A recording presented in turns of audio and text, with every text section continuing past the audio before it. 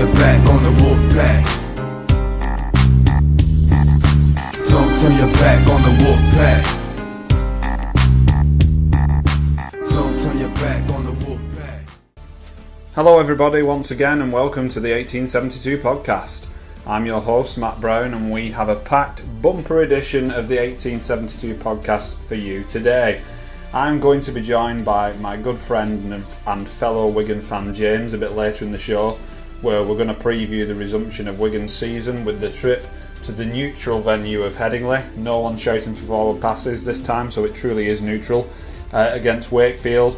But first, I'm delighted to announce that I'm joined on the phone by Toronto Wolfpack Global Ambassador Sandy Shipley for an in-depth conversation on all things Toronto. We discuss the Wolfpack in great detail, including New York Rugby League's backer attempting to buy them, the disappointment of them not being present for the remainder of the 2020 season, which has been a real hot topic as of late, about whether they should be allowed in for 2021 or whether they shouldn't. The huge benefits of expansion in rugby league, we talk about that, which I'm a great believer in, and obviously Sandy is too. We also get Sandy's prediction for who she thinks is going to win the Super League and the NRL, because she follows the Penrith Panthers in 2020.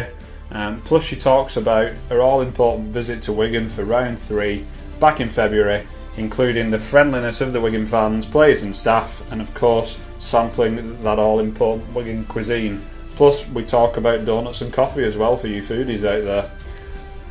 Right, well, I need to take a breath after all that. Before we hear me chatting to Sandy, I'd just like to say a few thank yous. The feedback, the tweets and the retweets that we're getting on our Twitter page, where you can follow us of course at the 1872 pod, is phenomenal and has been phenomenal.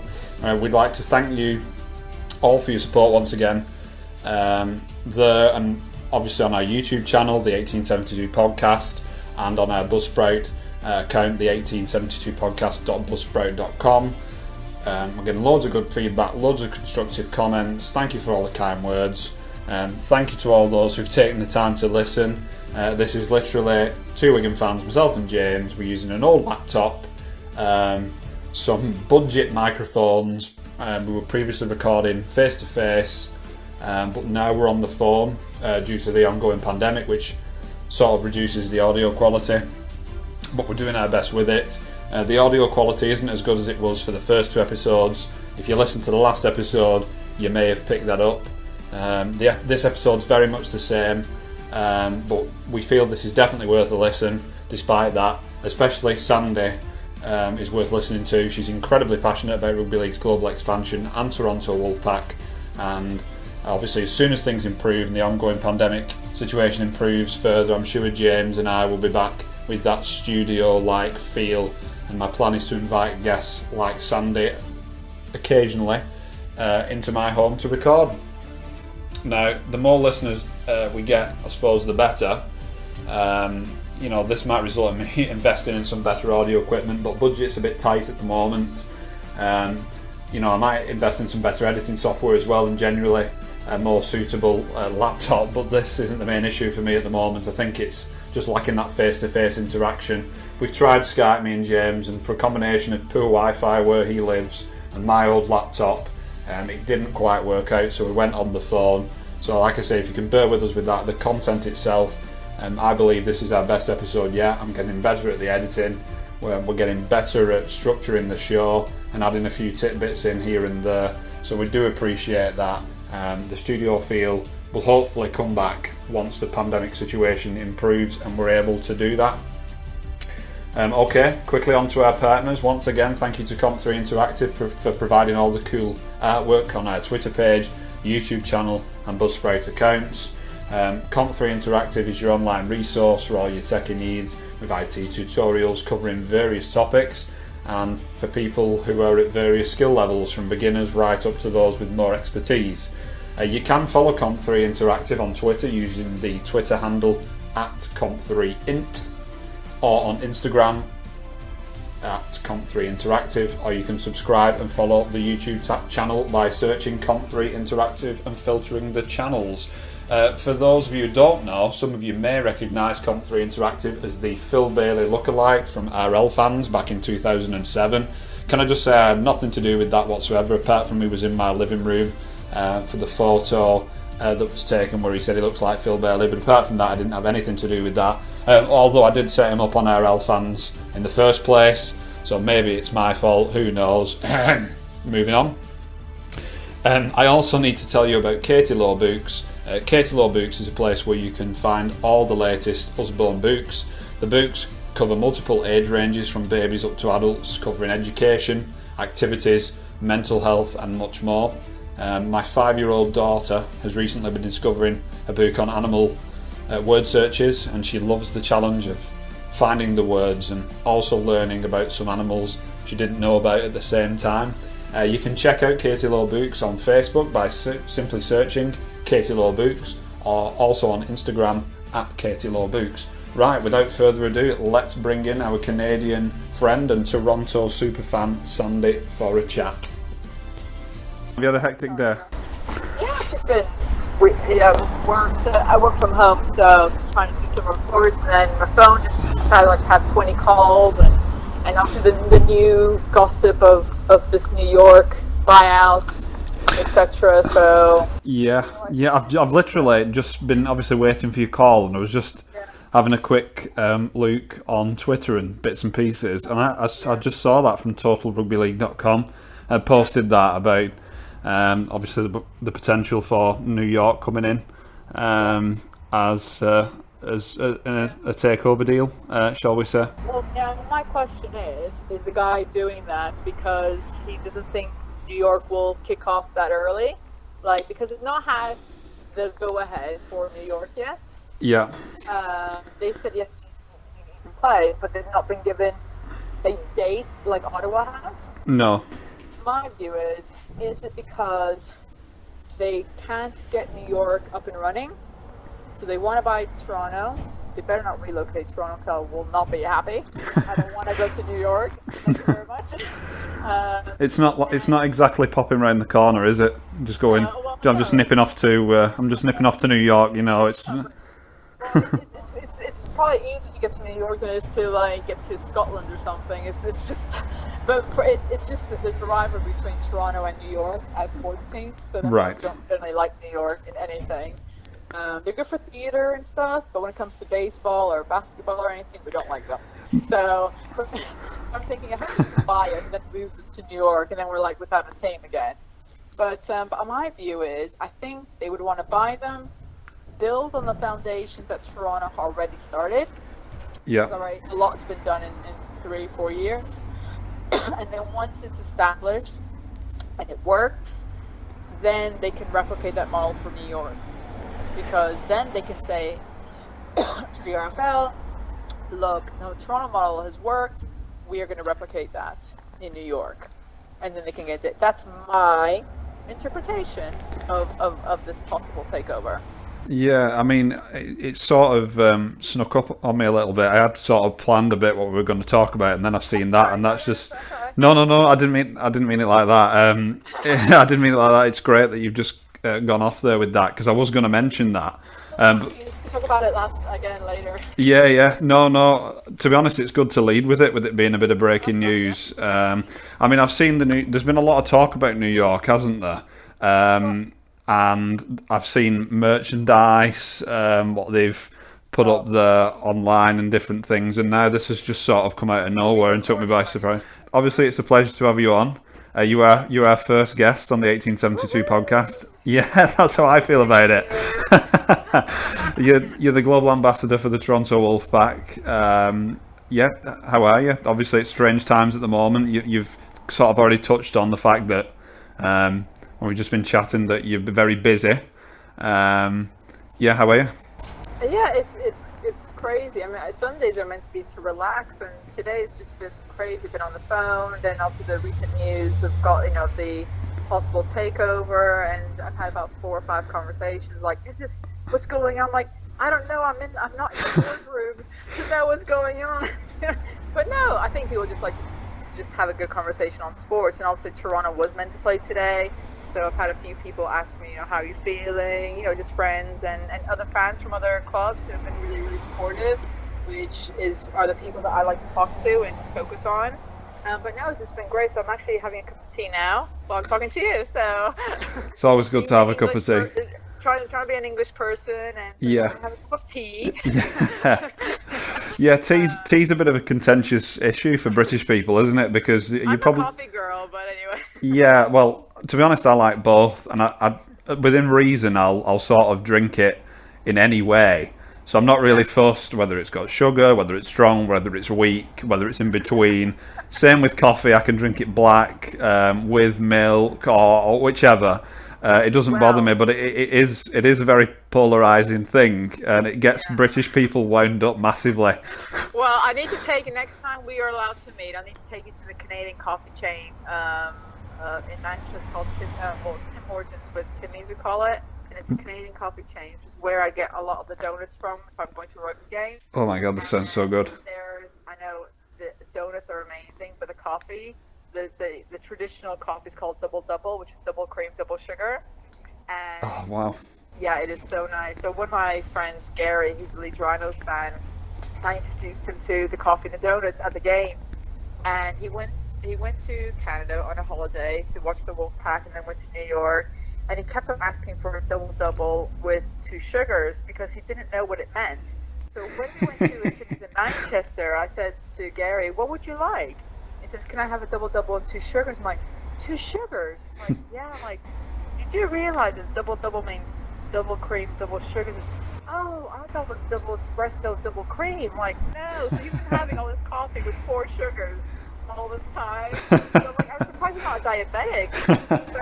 So he's a convert to the Canadian coffee. So that sounds amazing. Yeah, I mean, really nice. To be honest, I didn't know. Well, I consider myself a bit of a coffee drinker, but I didn't actually know what that was. My wife hates coffee with a passion. I always try and convert her. I'll get a different coffee, and I'll be like, please try this, and she's like, oh no. And I'm like, come on, this might change your view. Because she always says she really likes the look of coffee. Look of coffee? Yeah, but like, doesn't really like the smell. And I'm like, oh, come on, just try it. And then she tries it, and then she's like, oh, how are you drinking that? And I'm like, it's great, what you on about? But yeah. Look, we'll go together, leave the wife at home, I'll leave the husband, and we can go and drink double-doubles all day. Oh, that sounds amazing. Before a game as well, you said. That's absolutely superb. And then I'll have to diet the whole week because I've had so much sugar that by the time I leave there. But no, you will love the donuts. Donuts are really nice. I'm one of those lucky ones. My friends and my family as well sort of envy me in the sense that I'm quite greedy. I can eat quite a lot of things, and I don't seem to gain any weight. So I'm one of those people, and people are like in envy. I don't want to go with you after all. I might just leave you there. Because I'm one of those people that I just look at a donut and I've gained 20 pounds. Like, so maybe going with you might not be a good thing. I'll just stick to my usual friends who are just normal like me and enjoy it. But no, you have to go. I think you really like it. Wow. It's nearby. It's the Manchester area. Yeah. It's I'm open to trying anything like that. That sounds superb. While we're on the subject of cuisine, you mentioned pies before. Yes. Am I correct in saying that you've sort of been doing well before all the COVID-19 business, prior to the suspension of the season? I'm right in saying you've been doing like a bit of a tour of the stadiums, watching the Wolfpack, but also sampling pies at the various stadiums. Is that correct? Yeah, it was kind of a joke. So how it started was I went to the Salford game and I had my first pie at a rugby game. Yeah, I've been to a lot of rugby games for the Wolfpack Championship, etc. But it was the first time I've actually had a pie. So I had one, and then I put a picture of me eating the pie on Twitter, and I kind of gave it like a funny review, like nothing. I'm not like a Michelin chef. I'm not going to give you ratings on the pastry, but it was something like, I had my first pie and I was slightly disappointed because it was half filled and this and that. So I'm going to give it a 6 out of 10. That's all I did. It was nothing technical or anything. Yeah. That tweet got over 70,000 impressions. Oh, wow. I've never seen anybody. The reaction to my comment, I mean, my followers increased. It was just really weird. I'm like, I'm talking about a pie. And then I said, oh, maybe I should try other places. So then I said, oh, I'm going to do a pie tour as a joke. And then as the days were going to the next game, people was like, so which pie are you going to try? And I've been giving recommendations of every pie. And honestly, I was so shocked.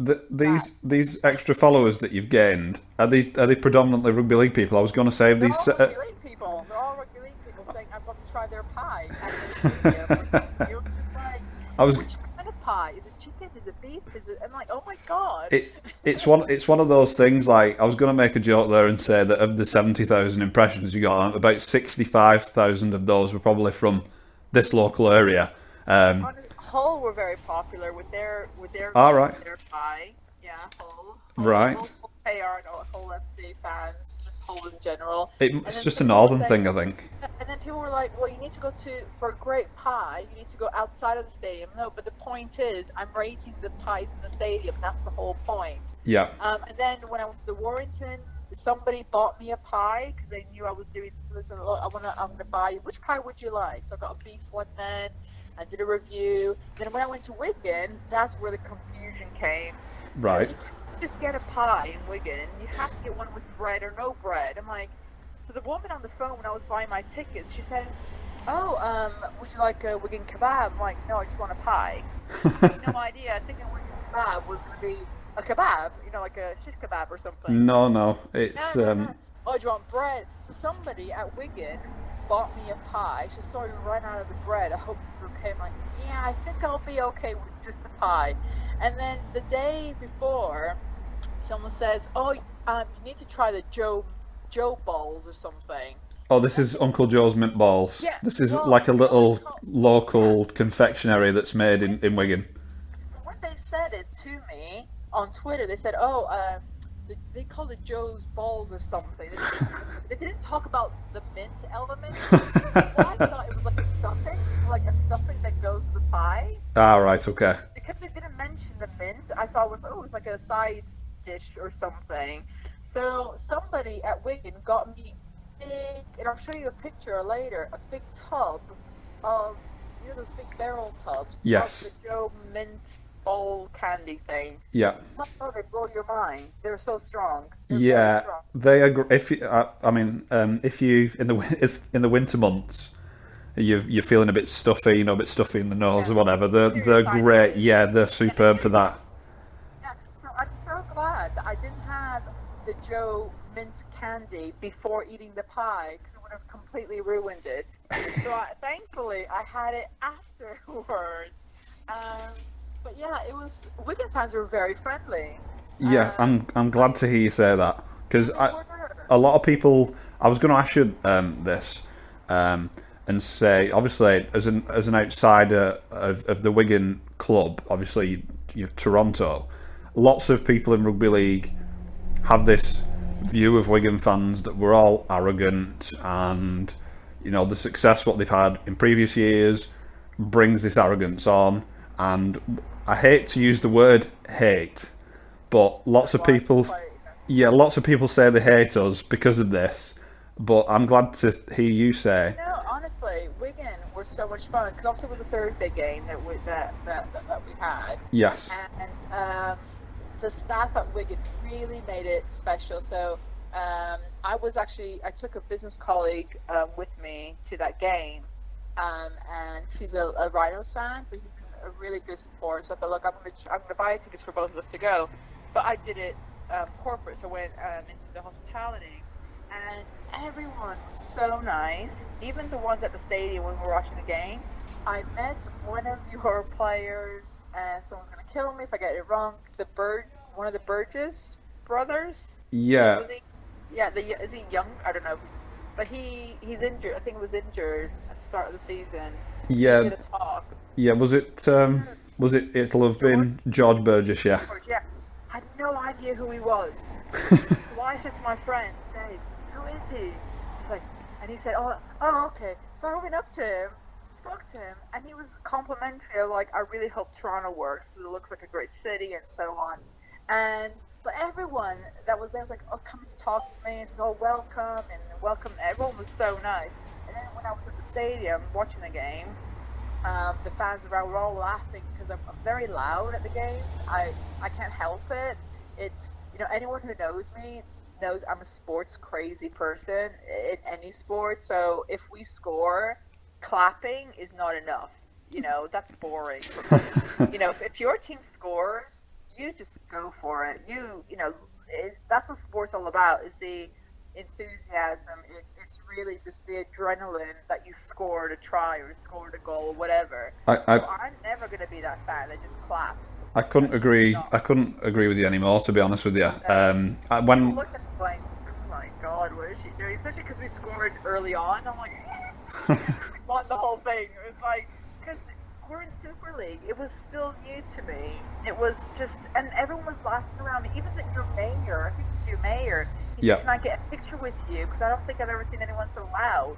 It was so nice. I cannot fault the Wigan fans. They were all so welcoming. And like I said, even though we lost at the end, they came and spoke to me and said, look, I really hope you guys are well. Oh, I've got tickets to go to Toronto. I can't wait. So I really can't say anything negative about the Wigan fans. There were quite a few around me, and they were really nice. So, no, I definitely can't agree on the negativity on that side. I'm as I say, I'm pleased to hear that. That's music to my ears. Just touching on. It's truthful. Well, I'm pleased to hear it, to be honest with you.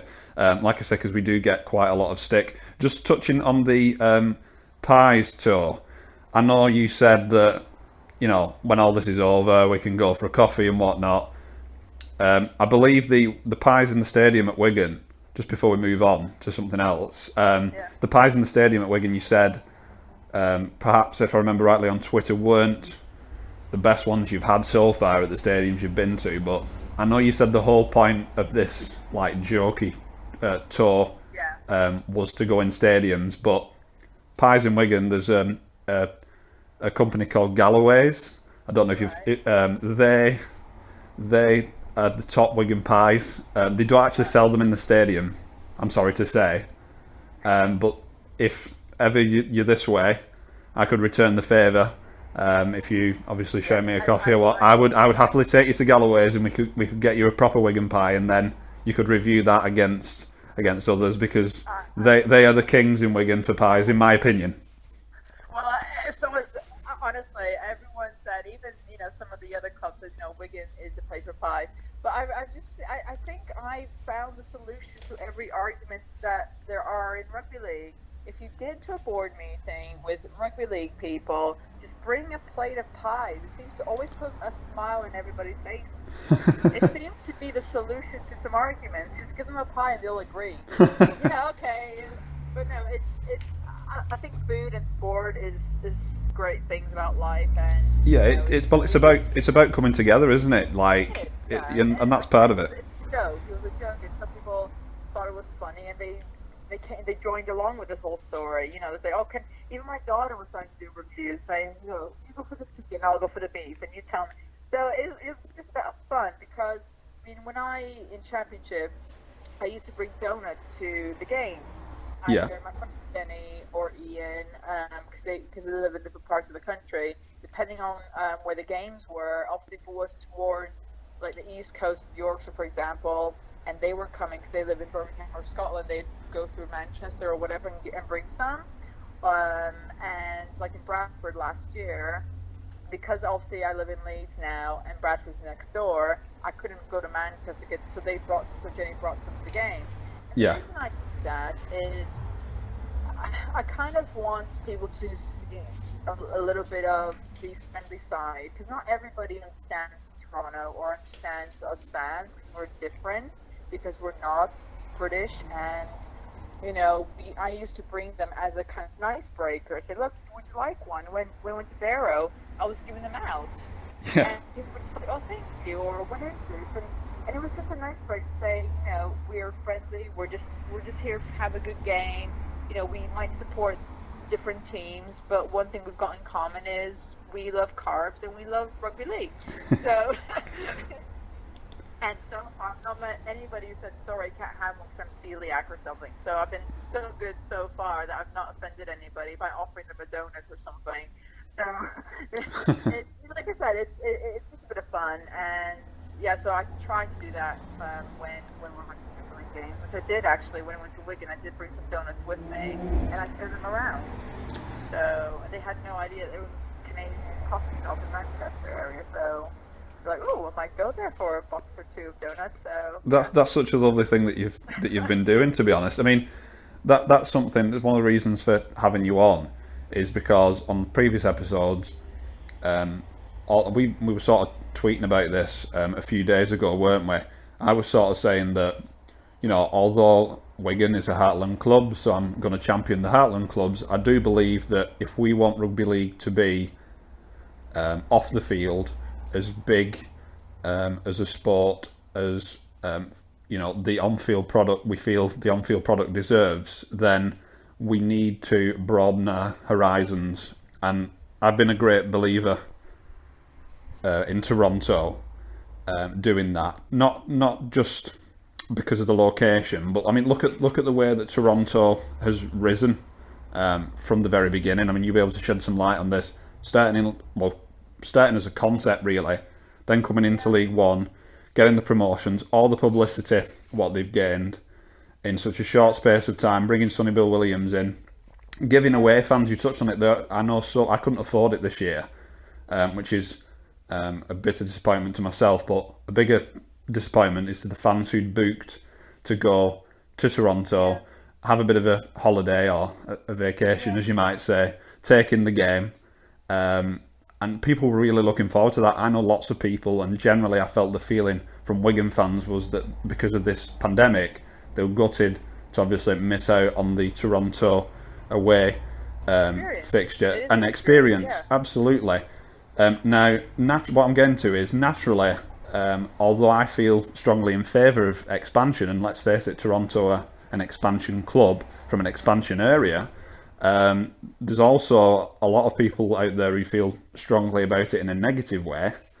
And I think I mentioned this to you on Twitter, but for those who didn't listen, Dave Woods did a podcast, Dave Woods from BBC, with Claire Balding, who's the new president of the Rugby Football League. She's taking over from Tony Adams.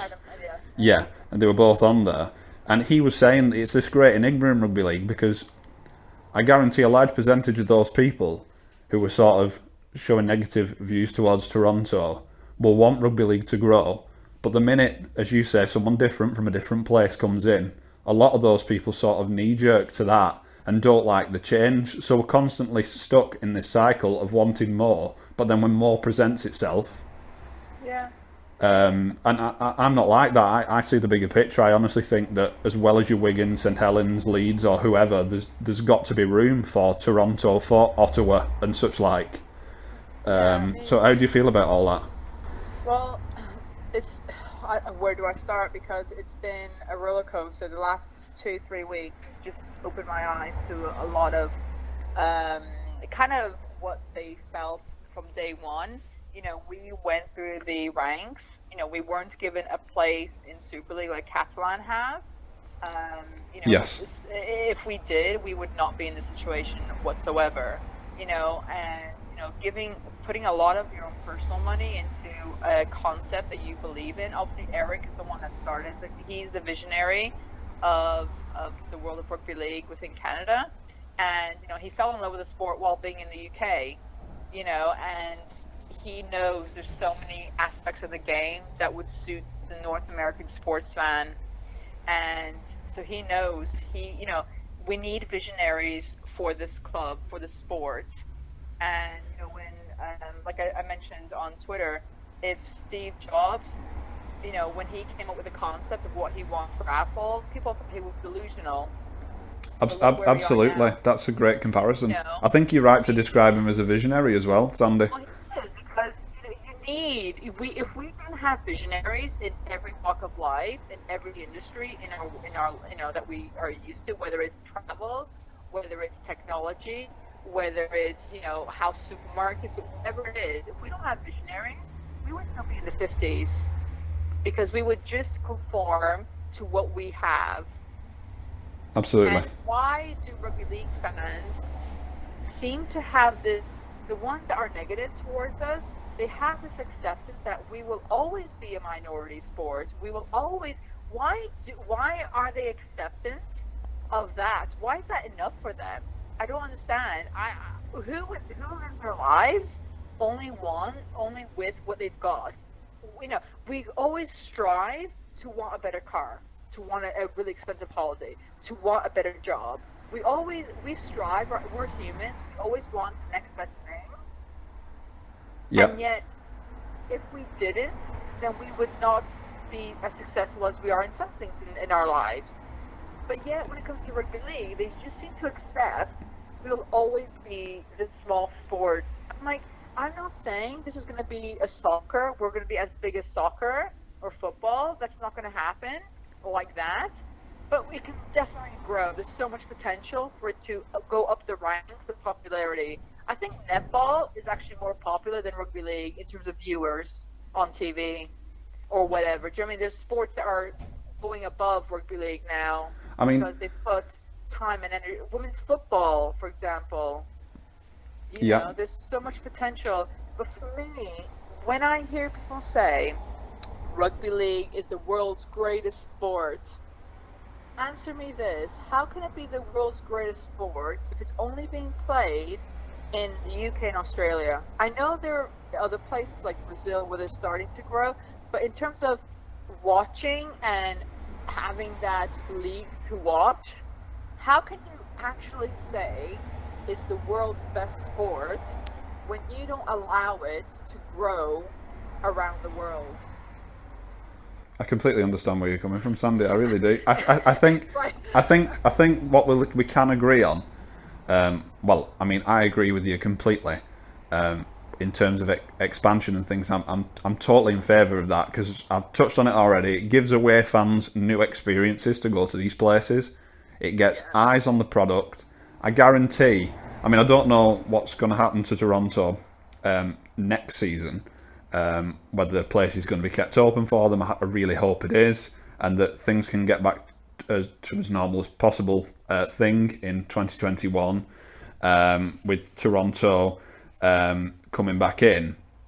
But I mean, as I say, we're constantly striving for this growth, this expansion. There's some people that are always trying to put the fire out on that, and they like I said, they don't want us to expand any further, and I can't understand it. I'm totally in favour of expansion. The on-field product is second to none. I would say that the on-field product, but I mean, I'm biased. The on-field product is where it's the greatest sport, but off the field, as you say, you've mentioned netball, which is a great sport in its own right, and others that you might expect rugby league to be in front of in terms of viewership, and it isn't. And that's something that we need to correct, and we aren't going to do it by keep doing the same thing. I think there's a saying out there that says something about it's to do with insanity. It's if you keep doing the same thing, expecting to get a different result, and if we keep doing the same thing, we're not going to get a different result.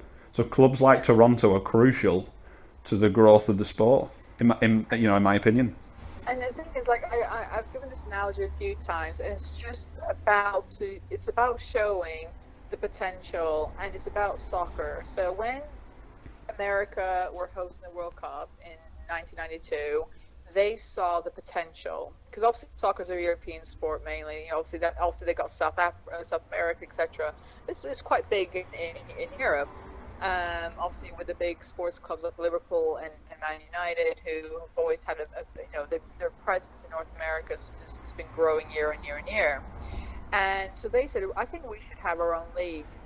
And they started their own league in 1993 with 10 teams.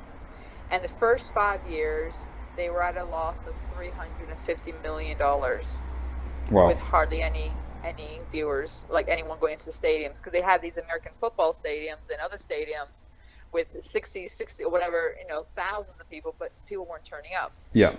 But in the first 5 years, they lost $350 million. But they knew that starting a league or starting anything new, especially when it comes to sport, it takes time. So they were willing to put the risk. And now they've got 26 teams. They're going to have another 2 next year. And each of these 2 teams that are starting in 2021 had to pay $200 million just to get in. Yeah. Wow. And these two teams are going to be at, they'll probably have like, $500 million loss within the first 5 years or something, because they had to pay the $2 million to start off with. And then and before they even start making any money in terms of sales or anything, they're going to have to pay on players, merchandise. They're going to have to pay a lot of money before they even have $1 coming in to their pockets. But they understand that it'll take 5 to 10 years, or even 20 years sometimes, depending on which city, to start seeing the product being actually a mainstream name. And that's what rugby league lacks of. Yeah. And I'm not an expert, but from what I'm saying, from what I can see, is that people want immediate results. And people don't understand that. I don't understand the fear that people have of Toronto doing well. Because if Toronto do well, there's more opportunity for the teams here to grow, because there'll be an interest in their clubs by investors, because they might not be able to afford, to sponsor St. Helens or Wigan, for example, because it might be slightly too expensive to be able to have a strong investor roll in. But other clubs might be more affordable. It's like in the Premiership, trying to invest in Liverpool is out of a thought to a lot of people. But being able to sponsor, the lower teams within the same league is more manageable, and I just see it as a positive. But my passion, though, is if you look at the new generation of children, the one comment people say is the RFL needs to concentrate in grassroots sports. Yeah. So one thing people keep on saying is that they need to put more effort in grassroots sports, so there's more people taking part in the game. The new generation live in the world where everything is small. Because of social media, kids are aware of what is outside of their postcode. If you want kids to get involved in rugby league, you need to give them something to aspire to. It's no longer good enough to say, I want to play for my local team, whether it's, St. Helens or Wakefield or Hull. It's no longer enough for this new generation, because social media and Instagram and all these platforms have made the world so much smaller. They feel they know what LA is like. They think they know what New York is like. So we need to bring the sexy element of sports into Super League and Rugby League, so that these kids can go, oh, imagine one day I could play for this team, and then I'm going to go to Toronto, I'm going to go to New York and play a game. Why do you think players go to Australia? Because it's got a glamour side to it, because it's outside of their home area, and it's going to get worse. Artists in whatever industry, you always, in what you do, for example, you look at social media, you can see a different side to your industry because of social media. It makes the world smaller. It makes you think you know more about it, and it opens your eyes. When you and I were growing up, all we knew was what was the news was on TV, so you only knew the parameters of your city or your country. You really didn't know much about outside of that. But now everything is so small. That is what's going to attract new people to the sport, to know that there's potential, that they could be going to some places that they could only dream of.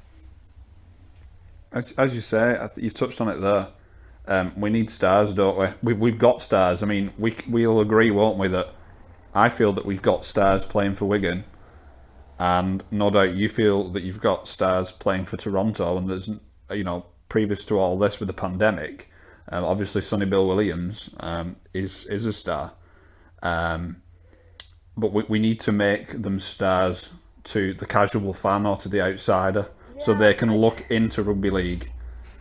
And you've touched on it there, grow because let's face it, the players are our stars, aren't they?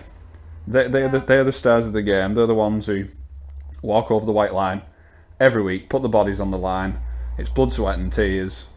It's hard work. We know that's why we're on here talking about it. That the actual on-field product is brilliant. It's a combination of beauty and brutality, and we need to showcase these people to the world.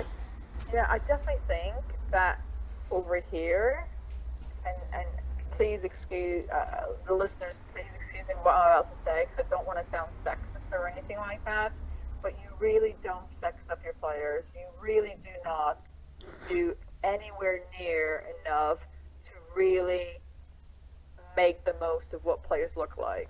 If you look at North America and how they market sports, you have to be a little bit more superficial in a way, and kind of, I know rugby league is very community sports, that's how it started, I know all that, but we're in 2020. Sports is not the way it used to be, and it won't. If it thinks it wants to be just that, then it's not going to survive. It has to keep up with the way modern people watch sports and how they see it.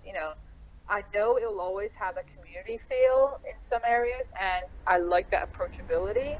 Yes. The other side of the sport, if you're going to try to attract new people, you have to commercialize it better. And there are some players I'm thinking, why in the world is that player who looks the part, why are they not commercializing on him? It just does not make any sense. If you look at North America, every team has got one or two players that they use as the face or the body or whatever you want to call it of the team for every commercial opportunity. There are players that I can't name by names. I can point fingers. I can say who in that team I would pick him, because I can definitely see him doing X, Y, Z to commercialize and sex up the sports. We live in a society where it's all about the look. Yes. Liam Kay was sex on legs. That's what we used to call him, because he had the look, and we maximized that. And I know he found it funny, but it was just the Wolfpack. Any player who was in Toronto, they could see the commercialization part, but it was just because also Toronto interacting with fans was a completely weird concept, which even now I find it really strange, because that's not what I grew up with. Players speaking to fans, what's this thing? You're actually having a beer with a fan. It was just really bizarre, and I think that was one unique selling point to any new person, is that you can actually take a picture with people, with players, without having their agent behind them, or or security there. I got a chance to hold a trophy at the £1 million game, and it was just like, what? You just would never have that with the Stanley Cup. There'd be like armed guard around it. So that access is there, isn't it? You're talking about it. There's access, and also mixing with other fans as well. Like you see this in football in this country. There's segregation. There's police everywhere. They've got to leave the ground. The away fans have got to wait for the home fans to exit. There's none of that in rugby league, is there? And I don't think by sexing up the players or commercializing some players to generate more interest, to generate more income, I don't think that will take away from the community or the engagement. I don't think it'll ruin that. I just think it's a missed opportunity. Look at what they do in the NRL. They do that. They know how to. And it's still community based in the NRL, but they've got these added layers that you're speaking of in commercialization and things. Yeah. And like I said, apologies to anyone who I possibly have offended, but I just think the North American sports, they know how to do it. They know how to maximize and bring new people in. That's just what they're used to, so apologies if I hurt any of your listeners. I know some people think, oh, that's so American, or that. I'm like, no, it's just called modern day sports. And we are. No doubt there'll be some people who think that. I certainly don't. Like I say, it's this bigger picture. You've got to think outside the box. It's a cliche, but it is true. So obviously with what's been going on as of late with the ongoing pandemic. The Wolfpack have pulled out of the season. What are your hopes for Toronto then in 2021 amongst the uncertainty? Well, I'll make it clear that I'm not, anything I've ever defended or debated on social media. It was not. I'm defending the poor administration. That's not. I don't condone that at all. But I'm looking at the bigger picture of what they've already achieved. Because unless you're there, it's hard for you to understand how they've started to penetrate the sporting market within the city. When you've got a city like Toronto, where you've got 7 professional sports teams, and they're all fighting for TV, appearances. They're fighting for your audience. They're fighting for your dollars. Not many places in the world can say they've got so many professional sports teams representing the city alone. So if you look at New York, they have 2 baseball teams. They have 2 hockey teams. So they're not a city. Yes, they've got a lot of sports teams, but there are multiple ones in the same sport. Yes. Toronto don't have that. So the fans are really behind the team because there's only 1 of each, and we've got 7. So for Toronto to penetrate and to be noticed within mainstream TV, where, like I said, you're fighting all the other sports. We were getting more sports fans than the Argonauts. And that team's been around for ages. Yeah, wow. So that says a lot. And yeah. We're on our 4th year. Obviously not a full 4th year, but we're on our 4th year. Yes. So I do believe that we can make it work. Now, the question is, what happens if Toronto aren't? What happens if the Super League clubs say, well, we don't want Toronto in Super League?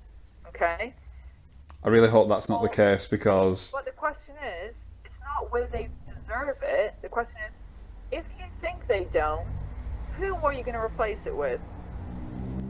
Because that is another argument you're going to start. Because if next season they say, right, I'm so angry with Toronto, and I think Toronto are going to make me and my club look bad because we're the weaker of the teams, and therefore if Toronto, I see them as a threat, and I don't want them in, so I'm going to vote them out. Imagine that's a scenario, yeah? Yeah. Well, the next question is, what is the solution? Because you cannot play 2021 with 11 teams. Now, I will then say, well, you've got Toulouse, London, Lee, and Featherstone. Those 4 teams will all tell you they deserve a place in Super League next year. But how are you going to determine that? Because you cannot say that Toulouse are better than London or anything like that, because everyone will say they are better and they deserve a place. Lee and Featherstone will say, well, let's stick to the traditional clubs and let's have that and grow, etc. But then you've got London, who thinks, what, we're classed as an expansion team, we can do, we were there before, they didn't do well, so they don't deserve a place. So there's going to be arguments like World War IV between these 4 clubs and their fans who all say they deserve that last spot. So it's not just a question of, do Toronto deserve to be there, even though they pulled out of the season, given the pandemic situation. The question is, who would you actually replace? And I don't think they actually know the answer. I don't think they do, Sandy, to be honest. Like I say, go on. My solution is, or proposal would be, let Toronto in on the basis that they show you their structure for the year, their admin side, their fine, they show everything, give them, whatever, and it's all there. Allow them to play a full season and say, look, we'll allow you to be in Super League for next year, but you meet all the conditions and we're happy with it. And if you lose, you're down. If you screw up again, you're out. There's no doubt of it. You're out. There's no other, there's no reason why not, because we've given you you said you didn't have a full season, we're giving you a full season. And then you can allow the championship clubs to have a full season to fight for that place. Yeah? I think that's the only fair option. I think that's extremely fair, to be honest with you, Sandy, because let's face it, the Rugby Football League, well, Toronto have obviously progressed through the leagues, but the Rugby Football League previously and Super League have known the script. Toronto have got into Super League on merit, and for those in favour of expansion to abandon Toronto after, I mean, don't get me wrong, it's a major hiccup this year and the disruption that's been caused. But having said that, like I say, I would hope that they would leave a spot open, because to abandon it after, well, it's not even a full season, is it? It was 6 games. In Super League, after 3 years or 4 years, shall we say now, coming up from nothing, would be ridiculous in my view. Because to do that, what was the point in that in the first place? You need to give it time. I mean, Catalans, if I don't know if you know this, but Catalans had, I'm sure you do actually, 3 years where they were exempt from relegation. They were allowed to build, and there was already an established base of both rugby union and rugby league in the south of France. Toronto are basically doing it from scratch. Yeah, Toronto Wolfpack are pioneers when it comes to expansion in a new market. Any industry in the world, if anyone wants to show me somebody who's been a pioneer in an industry where there haven't been cock-ups and there's not been mistakes, please show me who this person is. Industry, there's always trial and error, isn't there? Of course. I mean, the guy who did the vacuum, the Dyson, he did about 250 versions because it all went wrong. And at one point, somebody was saying it's not going to work. But somebody has to keep on starting. Somebody has to carry on. I just think when you're a pioneer in anything, you're going to get it wrong. Soccer, when they started, a league in North America, by year 5 or year 3, they lost $350 million. They knew there were going to be mistakes. Yeah. They accepted that. And the rugby league has been going on for 125 years. Do you think that people have, I wonder, do you think people have carried on the same way as they did 100 years ago? No. Something has changed along the way. Has it been done perfectly? No, it hasn't. But whoever in their mind thought that expanding to North America would be smooth sailing, there would be absolutely no hits whatsoever, you guys are delusional ones. Because in every walk of life, there's going to be mistakes. I've got my own business. I've been doing it for 5 years. Looking back, had I known what I know now, I would have saved thousands on stuff that I actually didn't need. Yeah. Hindsight is a beautiful thing. Of course it is. And if anyone's got their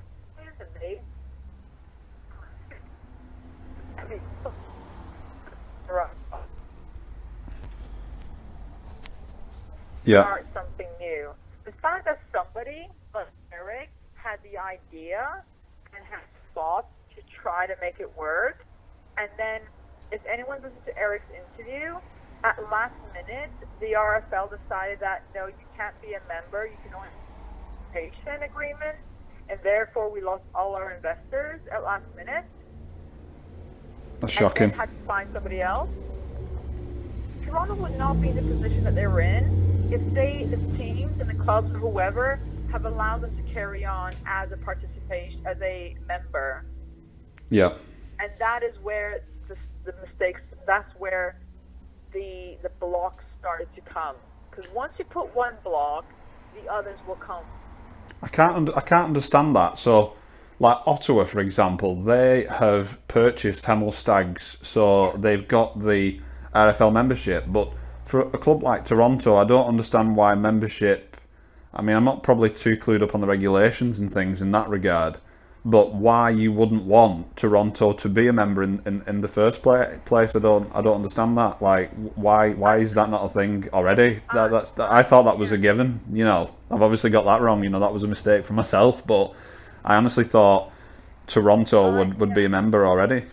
I wonder if they had done that initially because they thought, well, if we give them a member and it doesn't work, then we're going to get attacked for allowing it to happen. So I think it was maybe them doing it as a defense mechanism, as a defense of, because the way I've seen it in the last few weeks is that certain people, and I'm not going to name names, but certain people were like, you know what, I am going to let somebody create this new team, do everything themselves, right? Yeah. And if it doesn't work, I'm going to say, well, you know what? It didn't work. I'm cleaning my hands of the situation. Yeah. But if it works, I'm going to take all the credit. That is how I've interpreted the last 3 weeks. Yeah. But I know, for example, Ralph went to the final because I met him while he was there at the game, and he said, wow, there's been such a change from when it started. So he saw for himself how much has changed in such a short period of time. The whole game day experience is different. The fans are different. The whole thing, the growth of being to create a sustainable fan base in such a short period. Clubs who've been here for 100 years can't even get those numbers. That is so true. Owners from other clubs saying we've got cardboard cutouts. I'm sorry, but if you own a club and you're throwing this crap in social media to undermine how much hard work it's taken to grow a fan base, you're so irresponsible to do that. It's those people as well that infuriate me because it adds to their negativity anyway. It does. It's not healthy. People on social media who follow your own beliefs. Yeah.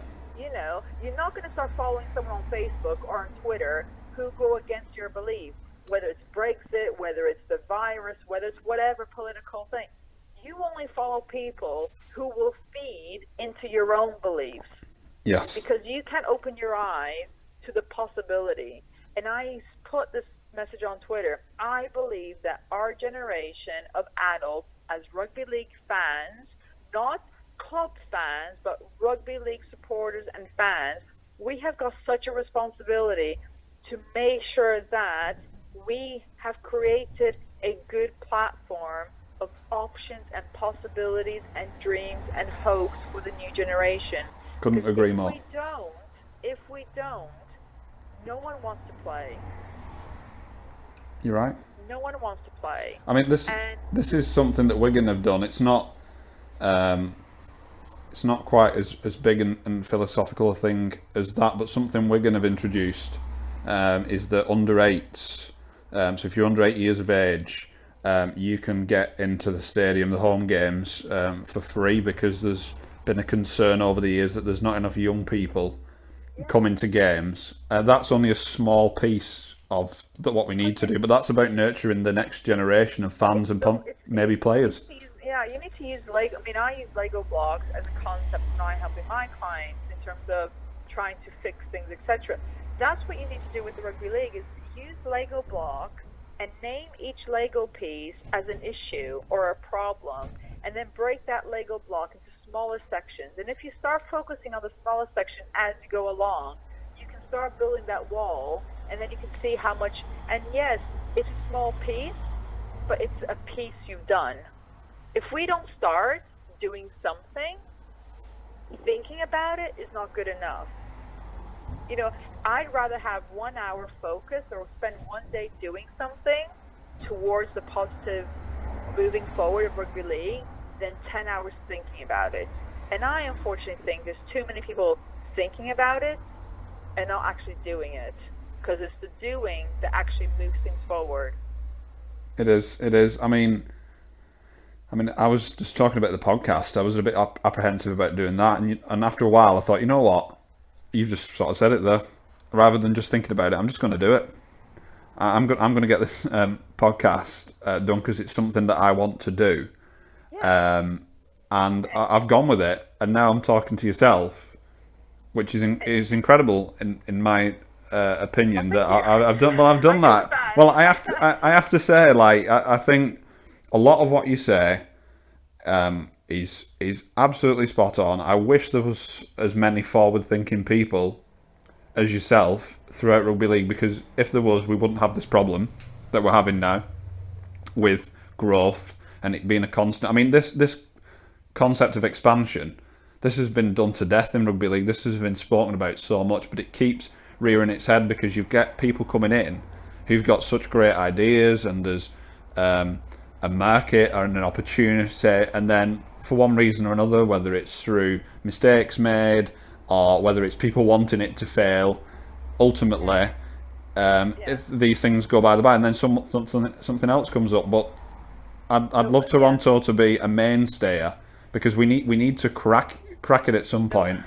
The one thing that always makes me laugh, and lately I've not laughed a lot, is when people say, well, we tried expansion, we tried with Paris and Wales. And I'm thinking, excuse me, you're comparing Toronto, a huge North American city, in a completely different sports culture, to Paris and Wales? No offense to either. Honestly, like, are you... And they're serious about this comparison. I'm like, you're comparing Cumbria and other places that hasn't worked or something to Toronto. I'm not saying because we're better. All I'm saying is you can't compare the both. It's really but that's the one thing they always throw at me is, well, we tried in Paris and Wales. I'm like, God, that is like talking about apples and pears. Yeah, I was just going to say it's apples and pears, or it's apples and oranges. The thing is, as well, you cannot expect one man to walk alone in trying to change, in trying to grow the sport. There's lack of partnerships in the sport. There's lack of supporting each other. You know, yes, there are that are trying to help Toronto. Don't get me wrong. I know there are, and they're very supportive. There's a lot of self-interest, and it is very, very sad. They call themselves fans.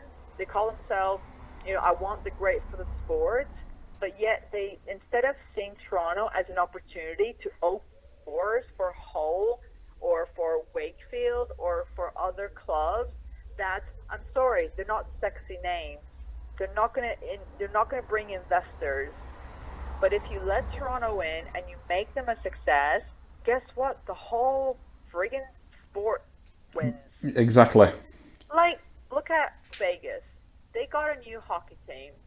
Now, if anyone's been to Vegas, they will know it's hot there. Hockey is not a sport that is grown up. You know, people don't play hockey generally in Vegas because it's not, the climate isn't usually there for that kind of sport to be played. But they have got a new hockey team. And guess what? All the teams surrounded against Vegas. You know what? If you need anything, if you want, we're here to help you. And guess what? They won a Stanley Cup. Yeah. Is anyone against that? No. They think, you know what? What an amazing story. A new team does well and is successful and gets the Stanley Cup against the likes of the traditional hockey teams like Toronto and Montreal and Boston. You know, they turning this into an amazing story. They didn't turn around going, screw you, you just came in here and you're now taking our glory. No, because they see the bigger picture. And unfortunately, I would love to sit in the same room as some of these people who count themselves as rugby league fans because they own a club in rugby league, and actually they are the most self-centered people I probably have met because they do not see past their rugby, and yet they call themselves fans. Because if you look at the definition of fan, it's a happy experience, it's a positive experience, and yet their actions are against what they call themselves. Yeah. And Vegas is a great idea of expansion in a league that was already there. It's but not, the mentality of people is completely different. It's an absolute source of frustration because it is sad, you're right. It's a source of frustration because, I mean, I do see that point of view, that obviously if Toronto works and is a success, the whole of rugby league benefits, which means my club Wigan benefits. Yeah. That's how I see it. You know, I absolutely love the club. I've got the badge tattooed on the back of my left calf. I'm Wigan through and through. I'm Wigan till I die. And you know, it might be that, you know, another new club coming in opens the door for everybody else. But if that's the case, so be it. I honestly don't see a reason for all this infighting. I've seen a couple of comments from chairman or from ex-chairman on Twitter. I won't name any names this past week, and it was a source of disappointment, to be honest, because it just shows how insular and self-centered they really are. One person I know knows somebody in a rugby league club, and the quote was, "I will do everything possible not to let Toronto win because I can't survive. I will not have a team." Yeah. Oh, hold on a minute. So you are telling us that, about putting to a club? Hold on a minute. So why is it okay for you to go on how much you spend? Yeah. Toronto situation? I'm telling you one thing. If the UK government had approached the Canadian government, which is furlough people. Yeah, that's another big thing, isn't it, with this Toronto situation? Toronto could not have any furlough support because the Canadian government said it does not apply to professional sports teams. That is one of the best ones. And Bob Hunter passed through it, and whenever he saw something, it was always down to the fact that we're a professional sports club. Okay? Yeah. In the UK, it was open to everybody. So if you are Leeds Rhinos or other people, you can furlough all your staff, and you can furlough your, a portion of your physio staff or whatever. So maybe players, there's a portion of it, but it's to help. If you're not having to pay the majority of your back office staff, that's money you're kind of saving to also pay for other things. But yeah, you had 1.odd million from TV money, plus you had Toronto's money that you were told, instead of Toronto, you've earned your way, here is your fair share of Sky money. They forced Toronto to say, no, if you want to come into Super League, you need to give your fair share and split it around, right? So then you ask the question, you wouldn't survive if you did not have the extra 200 money, if you didn't have the Sky money or the furlough. So if you know you wouldn't survive either, why the hell are you being so awful to Toronto? Because we are in that situation. You wouldn't survive. Your club wouldn't be there. But at least our club has a brand that we would have an interest. But we don't like to have that attitude. We like to think that we are part of a great story. But the fans have been throwing these rocks at us as if their clubs are better. And it's awful. It's such a... We would not do that. We would not. I was getting, the first 2 days, I was getting direct messages from people saying, haha, I told you so, go bugger off back to Canada, or you're being awful. Yeah. They were just happy that, like, why would you do that? When Witness had their awful story, people stealing money from the club or whatever it was, can't remember the details. Bradford, how many times have they gone bust? All these other clubs, Lee had their dirty laundry all over social media and what they've done. You have all these clubs had struggled, and they come on about, let's bring the family, let's help each other, and that. We can't let Bradford, go down. They've got too much to do. But it's a role, and I supported, the fundraiser. We all do what we can to help each other. But yeah, because of Toronto and our history, God forbid, only started 4 years ago, because people forget history has to start at this point. We can't 100 years ago. Or we can do it in 100 years. Yes, but we only started 4 years. What do you want us to do? Somehow go back in time and create a Toronto Wolfpack from 100 years ago? So that is valid here. Your 100 years is no better than our 4 years. I refuse to accept that anybody thinks that somebody's 100 years in anything is more meaningful to that fan than the 4 years Toronto has been in my life as a fan. It's not fair, and I just do not agree with that. That's what I've been thrown. You've only been here, it's just amazing too. You don't know what Toronto has done to the fans. You don't know that fans have actually taken the right time to learn about the sport, to be qualified in coaching level 1, and to try to bring, to try to do rugby league in schools. People have done a lot out of their own backs because they fell in love with the sport that they've never known before, and they've done stuff. My friend Andrea, her daughter's been doing rugby league in a local rugby league club in the area. There's Nicholas who does a level 1 coaching, and he's been doing some rugby league skills within PE lessons. He has other rugby league clubs where the Wolfpack have gone and visited the little the players, the little kids.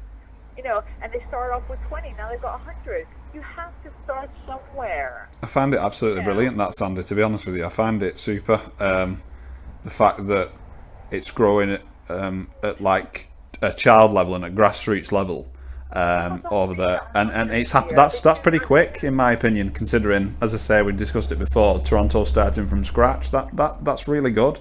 That getting it in schools and getting it in local rugby league clubs as well over there. That's brilliant. Because rugby league is not classed as a professional sport in Canada, we have to. It takes time, and once it's changed, it's easy because you can have Union is played in colleges and stuff. It's more accessible. So, but we need to start somewhere, and if we can do that by aspiring, I love taking my kids to Lamport because they see the fun side of rugby league that they sometimes don't see here. So my kids have experienced both many, many times, and they're used to going to baseball games in Canada because we always go there for about 14 games. We love sport. We're very much a sports family. And so I want them to see the fun side of sports. And some of the clubs I've been to here, the fans have been awful. They've told my kids to F off back to Canada, one case. Oh, goodness me. It's awful sometimes. But thankfully, it's a minority, and I know that, and therefore it doesn't taint my views of the sport. I just find it very sad that some people choose to spend their lives, because we're all here part-time, we're not here full-time.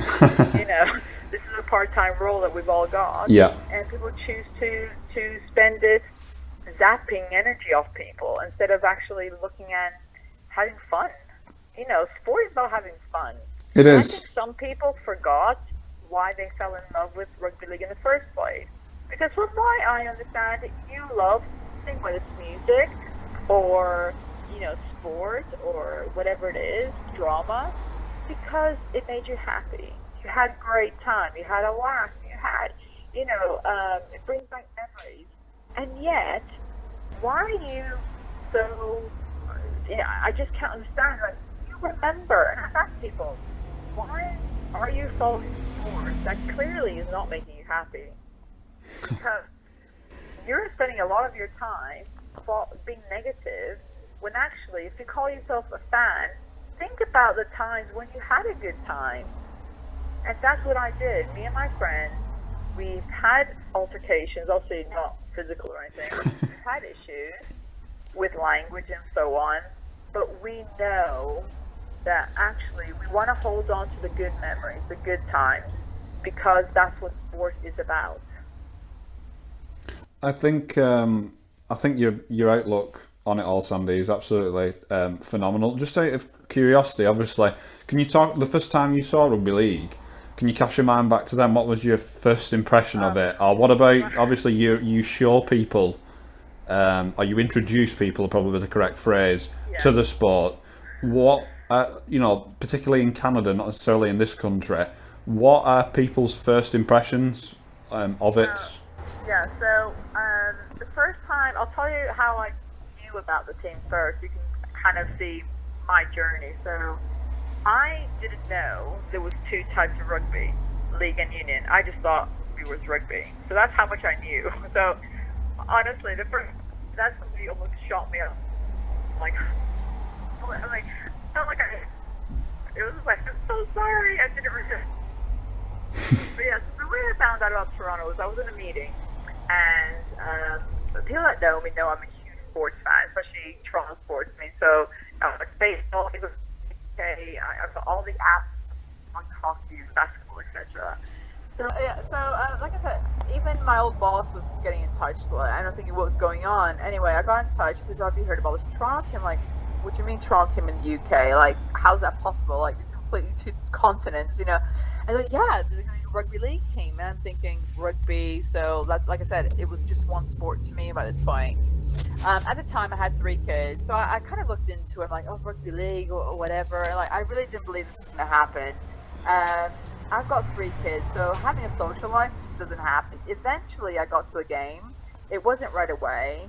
I went to a Salford game, so it was Salford versus Toronto, and I had can I swear in this podcast? Yeah, go for it. Go for it. Knock yourself out. Fucking clue what the hell I was watching. I had no idea. I was watching something going, huh? I was hooked, though. I had no idea what was happening with the whistle.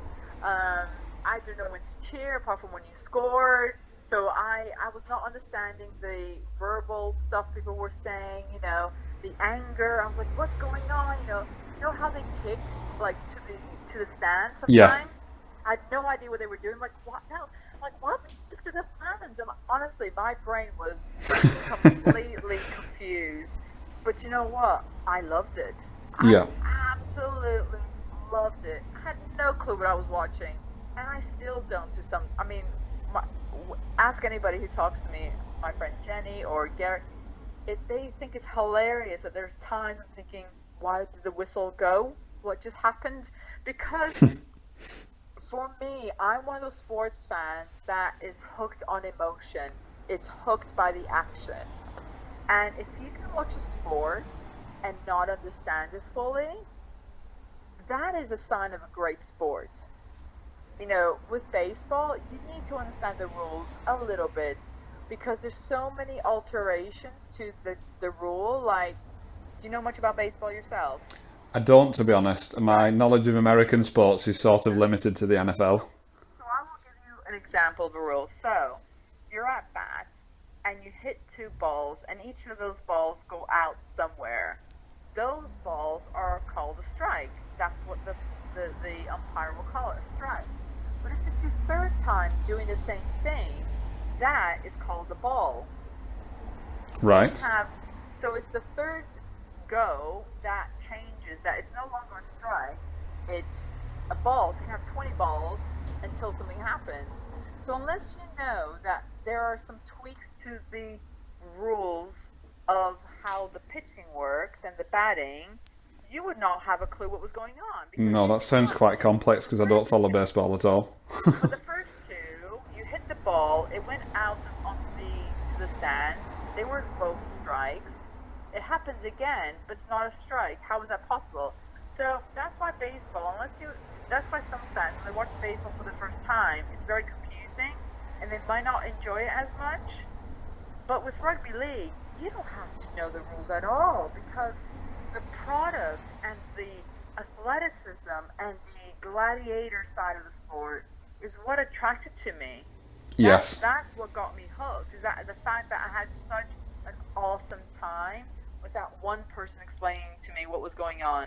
My husband's a Leeds Rhinos fan. Well, as in he grew up in Leeds and he's watched the Rhinos, so he also knew about it. But I was just hooked. I was just watching, like, oh my god, how fast! And they're just being crushed by somebody, and I had no idea who the players were. And I'm one of those people. No matter how much I watch something, don't ask me about statistics. I don't have a clue. So honestly, someone says who's Toronto's most capped player, I wouldn't have a clue because that's not the kind of sports fan I am. No. I'm about the game day experience.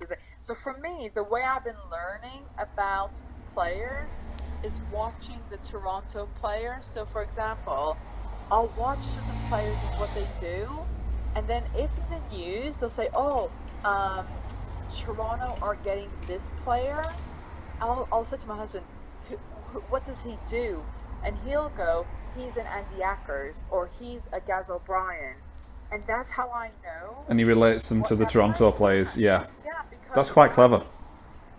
Because that's how I was learning. I was learning like John Wilkin. I had no idea who he was.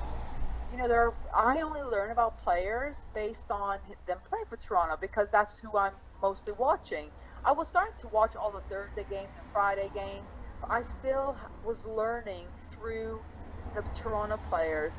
So I was like, oh, I can see. So I wouldn't tell you what John Wilkin does, but I can visualize what he does. So for me, if he didn't play, we didn't play as well, because for me, he was the link between all the plays. Now, you asked me what his position is actually called, I ain't got a clue. And I still don't know. I don't know players by their official positions. I just know by what they do. So anybody who knows me, they always explain to me when a new signing happens, they will say he's A of Toronto, and that's how I know. So that's why following the NRL is really difficult, because A, they're pretty fast, but B, the player numbers are different. Like, they don't always keep the same numbers of positions. They don't know. They don't have a squad number, so Yeah, it can they don't. change. So I've been really struggling to follow who does what. I saw that on your Twitter as well. What you're following Penrith, aren't you? I am. Is there any particular reason for that? Oh, I'm just interested to know. It is the most superficial reason you will ever find. So, when the lockdown happened, and then the NRL said we're going to start, I thought, oh, I'm going to start following this NRL league that I've heard so much about, but I've never watched anything about it. Obviously, I knew Lutelli used to play, but that's as far as I knew is who played where. That's it. I never watched the game. And so I joined every NRL Facebook group of fans, and I introduced myself. I said I'm a new fan, and I want to learn about the NRL and your team. So can you tell me which games I should watch, because there's so many of them. So I had over 100 recommendations of every game. So over lockdown, I either watched the highlights or a full game, depending on what the people were saying to me. And at the end of it, I'm thinking, I still haven't picked a team. I've not had that connection with anything, either a player I thought was really good looking or whatever. We all have our what. And I asked my British friends, my Canadian friends. I follow the Rabbitohs because my uncle lived in Australia. There's always a reason. So I thought, right, I give up.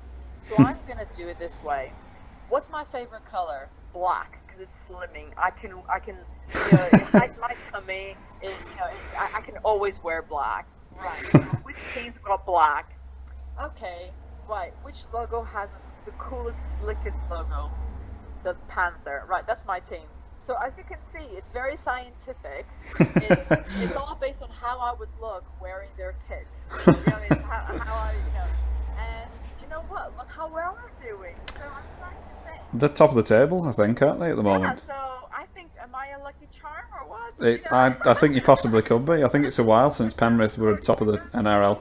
Yeah, they are. And then I bought a cardboard cutout for the NRL. I actually bought one. And I think I saw that. Yeah. So how cool. It's all a bit of fun. And some people thought, oh my God, Sandy, stop, but it's just a bit of fun. Like I said, we're all here part-time, and, I want to make the most of my time here. I was sort of umming and ahhing over whether I'd get a cardboard cutout, but I did buy one the middle of last week, so I should be at the games today, but I'm hoping it'll play to Wigan's advantage, because I'm thinking if an opposition player catches a look at me, they might be a bit put off, if you know what I mean. So I'm hoping I come to fruition for the lads in that way. Other Wolfpack fans bought cardboard cutouts just for a bit of fun. I mean, my whole story was, since I can't make it to Australia, I want my cardboard cutouts to at least be there. That's brilliant. That was just my thing of why I did it, just for a bit of fun, tongue in cheek type thing. But other fans, there's a lot of them who did. I know about 10 of them who bought a cardboard cutout, and for Storm and other Panthers, Sydney Roosters. There's a lot of other ones who did it. So it was just a bit of fun and it kind of went to charity. But one thing I've been really overwhelmed was with how friendly the fans have been. They've been really nice, trying to teach me about the NRL, kind of give me some tips. And I've had some presents off them. So, Oh, that's brilliant. like one of the Panthers fans, he got me. So he has a season ticket to the Panthers. So I want to say hi to RJ. He's been such a nice person to speak to and has been really helpful. And his dad used to coach the All Blacks, I believe. And Right. he's been so friendly and trying to really help me and be part. He really made me feel like I'm part of the Panther family from day one. I mean, it's been really helpful. And he sent me a 2019 jersey, all signed by the players last year. As a Wow, welcome, that is a great as gift. a welcome gift to the Panther family. And I was like, oh, but then again, there was a Manly fan. I only know him on Twitter as Watto, so Watto. I don't actually know his first name because I don't think he uses it. But I did a comment once. So a few weeks back, they were doing this campaign on the NRL for this charity to do with brain cancer, I think it was. And they had these beanies. We call them toques in Canada, but the beanies they were showing fans with beanies and so on. And I just said, oh my God, I want one of those because I'm always known for wearing my Wolfpack toque at the games. And I like them. I like to keep my head warm. And they're great if you've got a bad hair day. So they're always a good thing to have when you can't be bothered doing your hair. Just put one on in the winter and you look fine. You look like you've got your stuff together that day. And I just made a comment. I went onto the website because I wanted to buy one, and it was for charity anyway. And I couldn't get one. I could not get this leopard print beanie. And this guy messages me going, "Oh, I've got you one. What's your address?" I'm like, "You didn't have to get me one. I'm happy to pay for it." No. Again, another gift, and I got it a couple of weeks after, and it was just like, do you know what? You're such a positive person on Twitter. I just want to welcome you to the NRL family, and I'm just a bit overwhelmed at how nice people can be.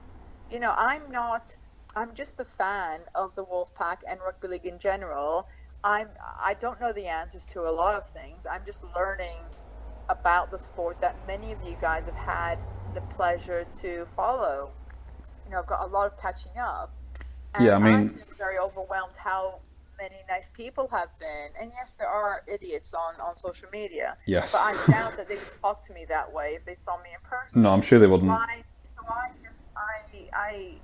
I choose to not listen or debate with them because I know everyone's got an opinion. You've got an opinion. The Pope's got an opinion. Everyone's got an opinion. But for me, an opinion is only worth listening if you choose to listen to the other person's opinion as well. Yes.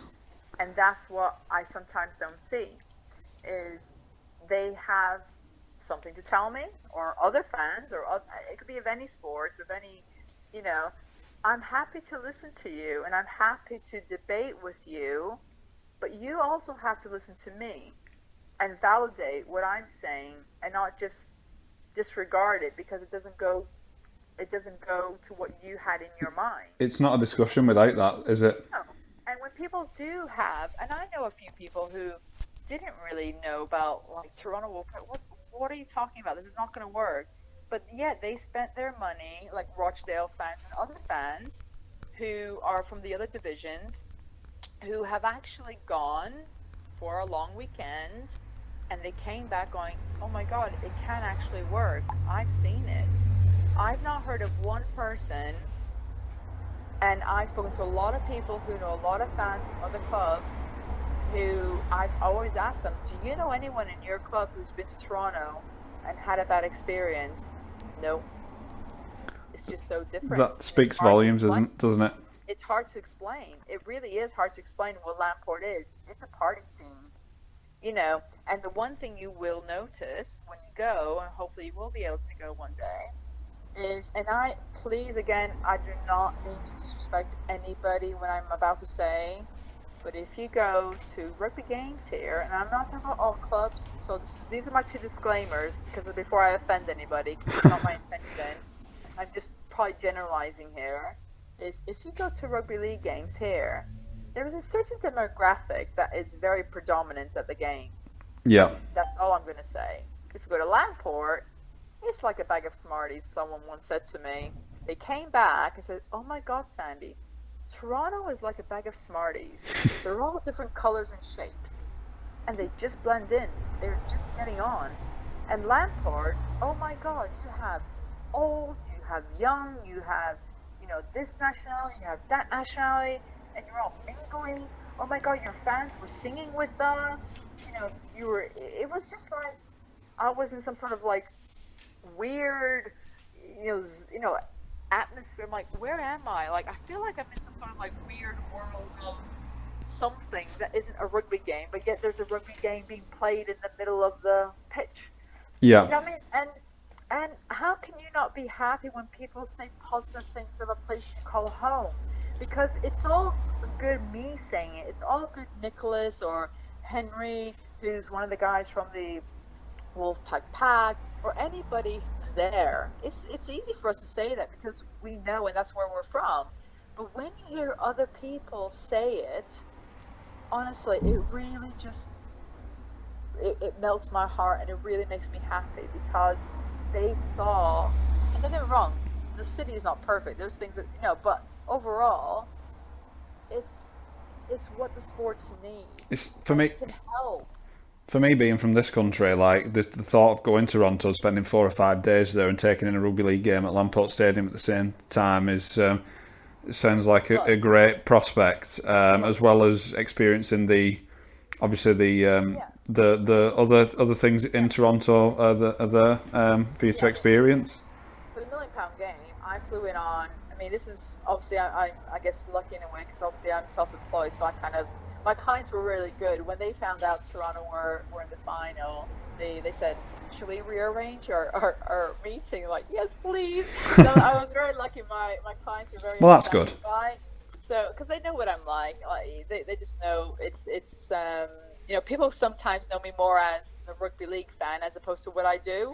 So when I go to networking events, they'll go, oh, she's the Toronto Wolfpack person, and they all think I work for they all talk to me as if I work for the club, so they're all asking these questions. I'm like, so what do you do for the Toronto Wolfpack? I'm like, I'm just a fan. I'm like, really? Oh, I thought you work for them. No, I don't work for them. I'm an auditor, quality auditor. I just go to the games, and everyone seems to think I'm an expert. It's just really funny. So it's never been an interesting talking point, I must admit, just from a network. But like I said, I got an 8 o'clock flight on Friday, so it can be done, and it's not that expensive. So if you book ahead of time, it definitely is manageable. It costs me more to go to Catalan than it costs to go to Toronto. Right, well. Yeah. So I got a flight at 8 o'clock on a Friday, got to Toronto at about 11ish, 12 o'clock in the afternoon, still the same day because obviously the time difference. And then I got a flight back on Monday at 11 p.m. So technically I had 4 days in Toronto. Yeah. And obviously got back at like 6 o'clock in the morning or something on the Tuesday. And then went straight to work that day. I was tired, but I did. It's not impossible. And That's dedication. But there's a lot of accommodation options in Toronto, and if you go with friends, there's a lot of condos that you can share, like Airbnb.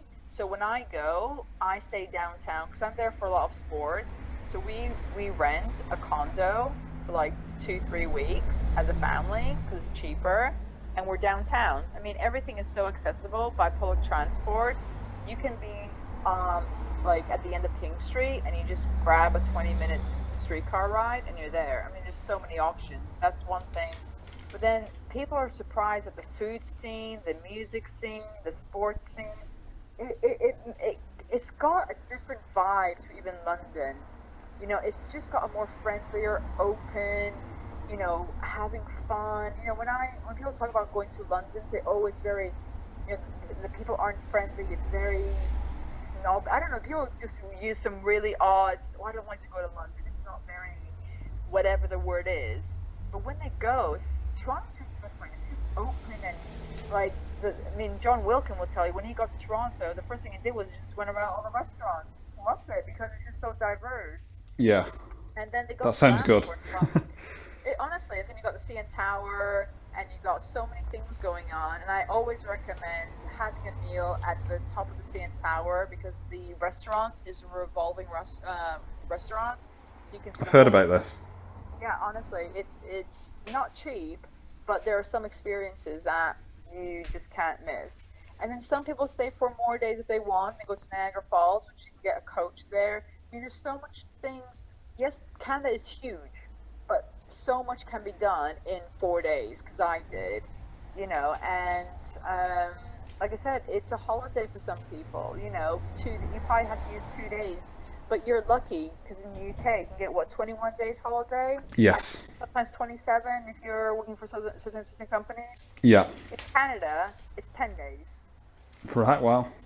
I didn't know that. I did not know that. Yeah. Are the working days the same length in Canada then, or? The average, North America, when it comes to their working laws and stuff, it's very different. So the average works 40 hours, some 45. I know some people who work 60 hours. Normally it's 9 to 5, but sometimes you end up working longer. So people have to have 2 jobs because that's just the way, the living cost is very expensive. And people, again, forget that Toronto Wolfpack are paying living costs for when Toronto are there. It's a lot more than here. Yeah. So people kind of forget that there's a lot of differences between the city, even the biggest city in Super League. And forgive me, I don't know if Leeds is the most cosmopolitan of them all. I don't know. That's the one I live in. So if you compare Leeds to Toronto, there are so many differences just on the living costs and how things are. But generally, people work 9 to 5 and sometimes a lot longer in terms of how many hours. And so my friends work 45 hours a week, sometimes 50, depending on what you do. But yeah, 10 days is the minimum. And like my cousin works for a bank. She's been there for 12 years and now has got 14 days. So, and some if you work for Apple, maybe you get more. It's not as fair as what Europeans get, what the UK people get, 21 days. I would love to see how many people would survive in this country on 10 holidays. Not many, I can tell you. Not many. I think people are unfair when they just, in a way, discriminate or insult the Wolfpack fans in Canada, like, you're not enough come over here, or you don't bring anything to the sport, which is the one thing I just hate when stuff. What do you bring to the sport? I'm like, oh my god, is that the only thing you've got to say to me? But like I say, if people understood, it's very narrow-minded, of being a Toronto fan in terms of a working holiday, actually how many holidays you get, what the working laws are there. It's not as flexible as it is here. For example, my flight from the UK to Toronto in October was something like £320 return. Yeah. Yeah. But if you got a Canadian to fly to the UK in October, it would probably be around, $700, $800. Right. So it's more than double, isn't it? Way more. Because in the UK, you have a lot more competition in all of your industries. Travel, airlines, a lot more industries. A lot more companies, because you got a lot more competition. And when you have a lot of competition, the prices are down because they're all trying to earn your custom. In Canada, we've got Air Canada and we've got Air Transat, 2 airlines, and also Air Transat is the sponsor for Toronto. Now, you tell me, when you only have 2 airlines, and one of them, obviously they both fly to the UK, but not one flies, so Air Transat flies more often than Air Canada. You tell me, why you can understand that if you had the same situation, the airline prices would be more in the UK if you only had 2 airlines, because they have the monopoly for that destination. So there's a lot of things that people don't understand, that it's not, Toronto Wolfpack fans probably pay more than the average rugby league fan here. Yeah. Definitely for me, I pay a hell of a lot more being a rugby league fan here in the UK as a Wolfpack fan, because we don't have a season ticket here in the UK. We're 5 people, so on average, I was spending like 600 quid a month following Toronto. It's a lot of your disposable income gone there, isn't it? I suppose. You see what I mean? So, yeah. It's a big commitment. When people say, it's okay if you're just a couple or one person, but when you say it's a family sport and you're trying to bring your family along, it's a lot of money, and that's without it being like VIP or something like this. When it was my birthday, because I was lucky on my 40th birthday, they were playing Leeds Rhinos on my actual birthday, so I didn't have to. That panned out nicely for you. Yeah, so we booked a hospitality. We had some like 40 fans who came to the game. Some flew over just for the game and my birthday, so it was really cool. Because I've made some really good friends, and both on both sides of the Atlantic, and some came over for my birthday, which was really cool, and for the game. And unfortunately, they are the only ones who've been able to watch the Wolfpack and watch Sonny Bill and others. So I think there's about 4 of them who actually can say I've seen the Wolfpack play this season, who obviously flew back. It's great to hear that, Sandy, and it's been an absolute pleasure talking to you. I really no, you're welcome.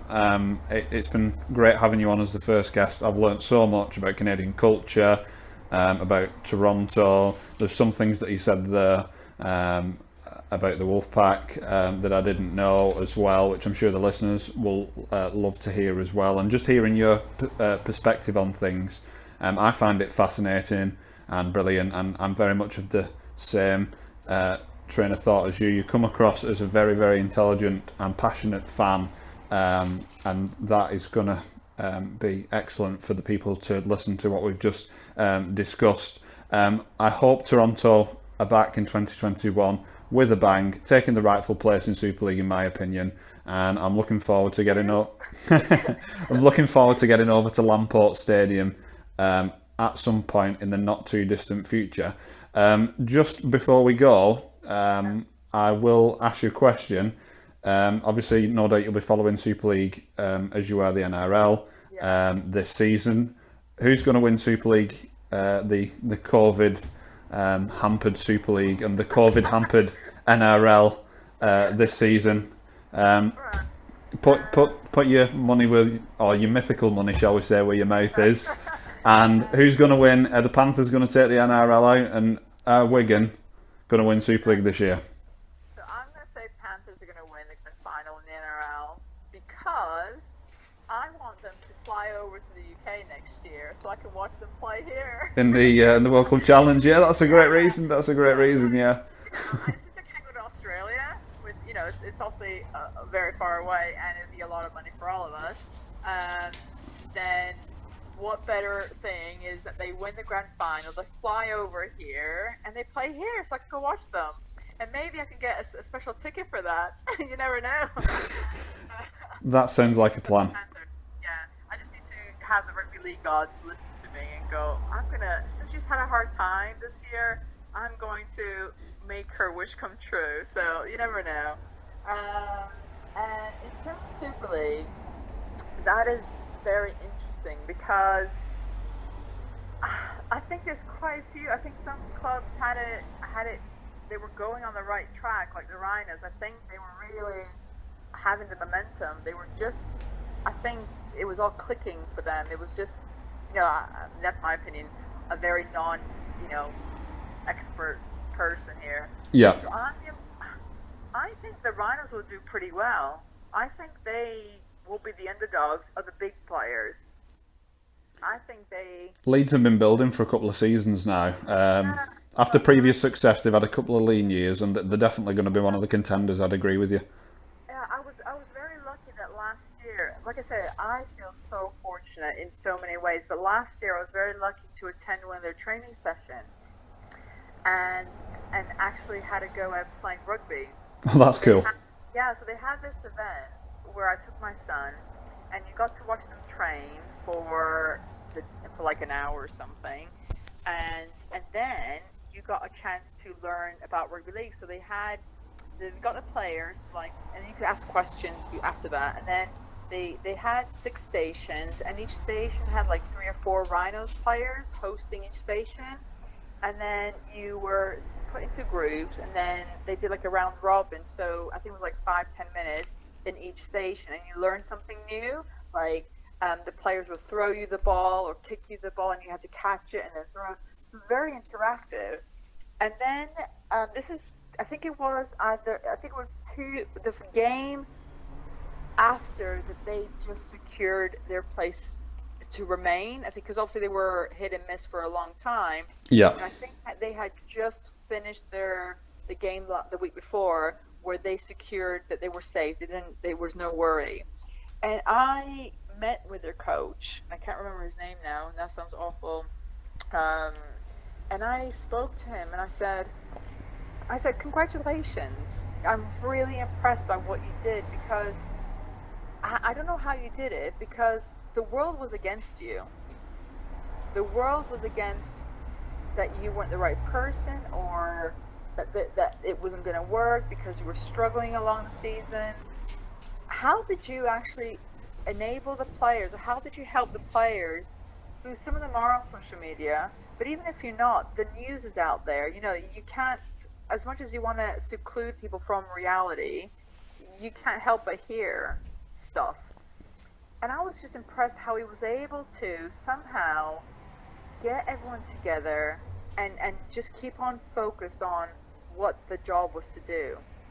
And I just said, you know what, well done, congratulations, because I was one of those people that could hear. I never participated, but I could hear how much people were against you and everything, and Kevin and whatever. And I was just impressed by what they did. So for me, having seen and spoken, had the privilege of seeing the players and looking at a side of a club that I've not had a chance to, that was outside of Toronto, I'm going to say the Rhinos. Well, I tell you what, I will not hold it against you after you've talked and spoken in so much detail and with so much passion today. Thank you so much for coming on. I hope. Yes.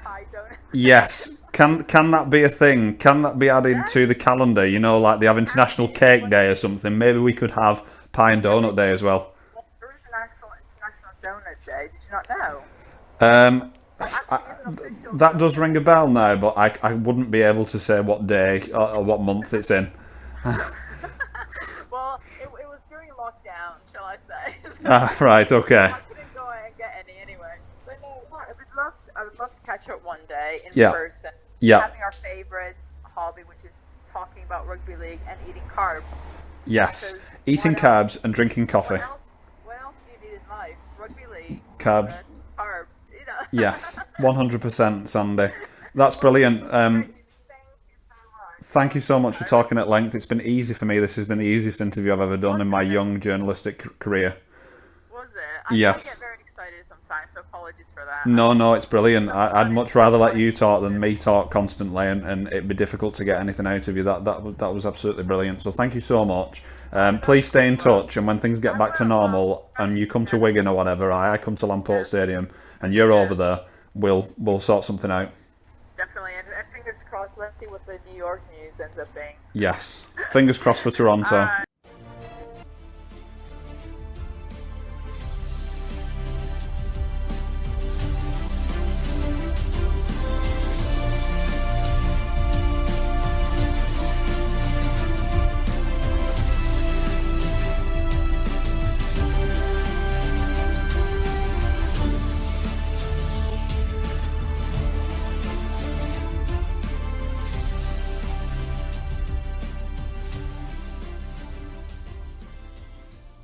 Right, okay. I'm now joined by my regular co-host and compadre, James, ready to preview obviously the resumption of the Super League season following its suspension due to the ongoing pandemic. James, nice to hear from you. You all right? Yep, I'm good. Hopefully, as we discussed, this should hopefully be the last kind of phone in now that my Wi-Fi is sorted, but we'll test that out behind the scenes. And yeah, can't wait. Like, we've got our first couple of games out of the way, so I got a chance to watch those, and ready for Wigan to get back into gear this weekend. Although the Wigan TV, the guys who've been looking after that and the club's social media response has been excellent. There's no doubt it has been at other clubs as well. We're excited to have it back out with the actual, although it's still somewhat not quite the same because there's no fans in the ground, but at least we've got something to watch. We've all been craving it. We want to see our team play and our club get back to action, and we've got the opportunity to do that this weekend when we play Wakefield. And I think people say like sports nothing about the fans, but I think given that needs must, this has proven actually it is. It's good to just have it on TV again. Yeah, I don't think it's as crucial as say a WWE or something of that type that relies a lot on crowd participation. Yeah, that does rely on it. Sport, you can sort of get away with it a bit more behind closed doors, because the fact is, it's just a sport, isn't it? It's not necessarily so reliant on an audience. In many ways, the game can still be carried out, but yeah, at the same time, it is still not quite the same. Even with the full crowd noise, which we discussed last time, it's just not quite there. Certainly not for us. I always find it more nerve-wracking watching on TV. I don't know what you think. I'd much rather be at the ground, not only because of the experience, but also I can shout and sing and feel like I'm joining in a bit more rather than screaming at the TV. Yeah, absolutely. It's a chance to kind of just like go nuts for about 2 hours, isn't it? It's great. I love the games. I love going to the matches. It's kind of a shame that I live so much kind of further away now, which makes it a bit difficult when we can go to games. But no, love the atmosphere. We've had many crazy times, haven't we? Oh my god, yeah. Like, with a much discussed kind of Warrington away trip and stuff. Yeah. Super.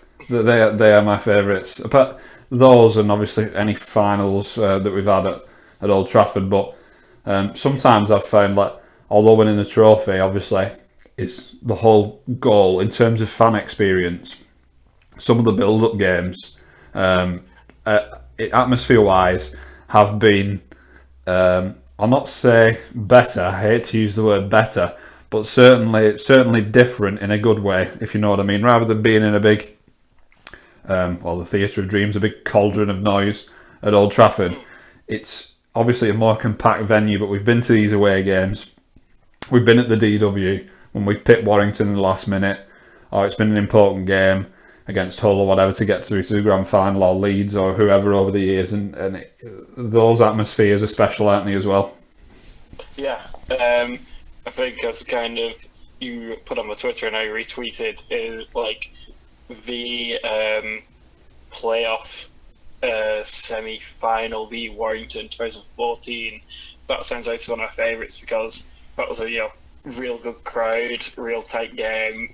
Kind of you've got that home advantage, and it was tense, and it was so much more tense than those finals can be in a lot of ways because the score was so close, and because you could really feel it in the air. Like, we were down by I think a couple of points with just minutes ago, and then we pull it at the last minute and win it the last week with the last minute from Burgess, and you can't beat that. One of my favourite moments as well, just while we're on about atmospheres, although we lost the game, the 2015 World Club Series game against the Broncos, where the ball goes out to Burgess inside our own 10 or whatever, and he streaks down that sideline. I've never wanted someone, especially when he had every right, I suppose, to be dead on his feet and not get to full speed, considering it was so late on in the game. It had been a hard-fought contest on. The pitch wasn't the best, so everyone was heavy-legged, and the ball went out to him, and he ran the length of the field and beat the men coming across and went in. It was a savage game, and I mean, like, the fact that he put that fend on Justin Hodges, of all people, a legit like superstar and like a linchpin in that Brisbane side for so long, and they just left him for dead. yeah, it was unbelievable. I'm sad we didn't win that game. I know, although it did kind of give us the Gallon charge down.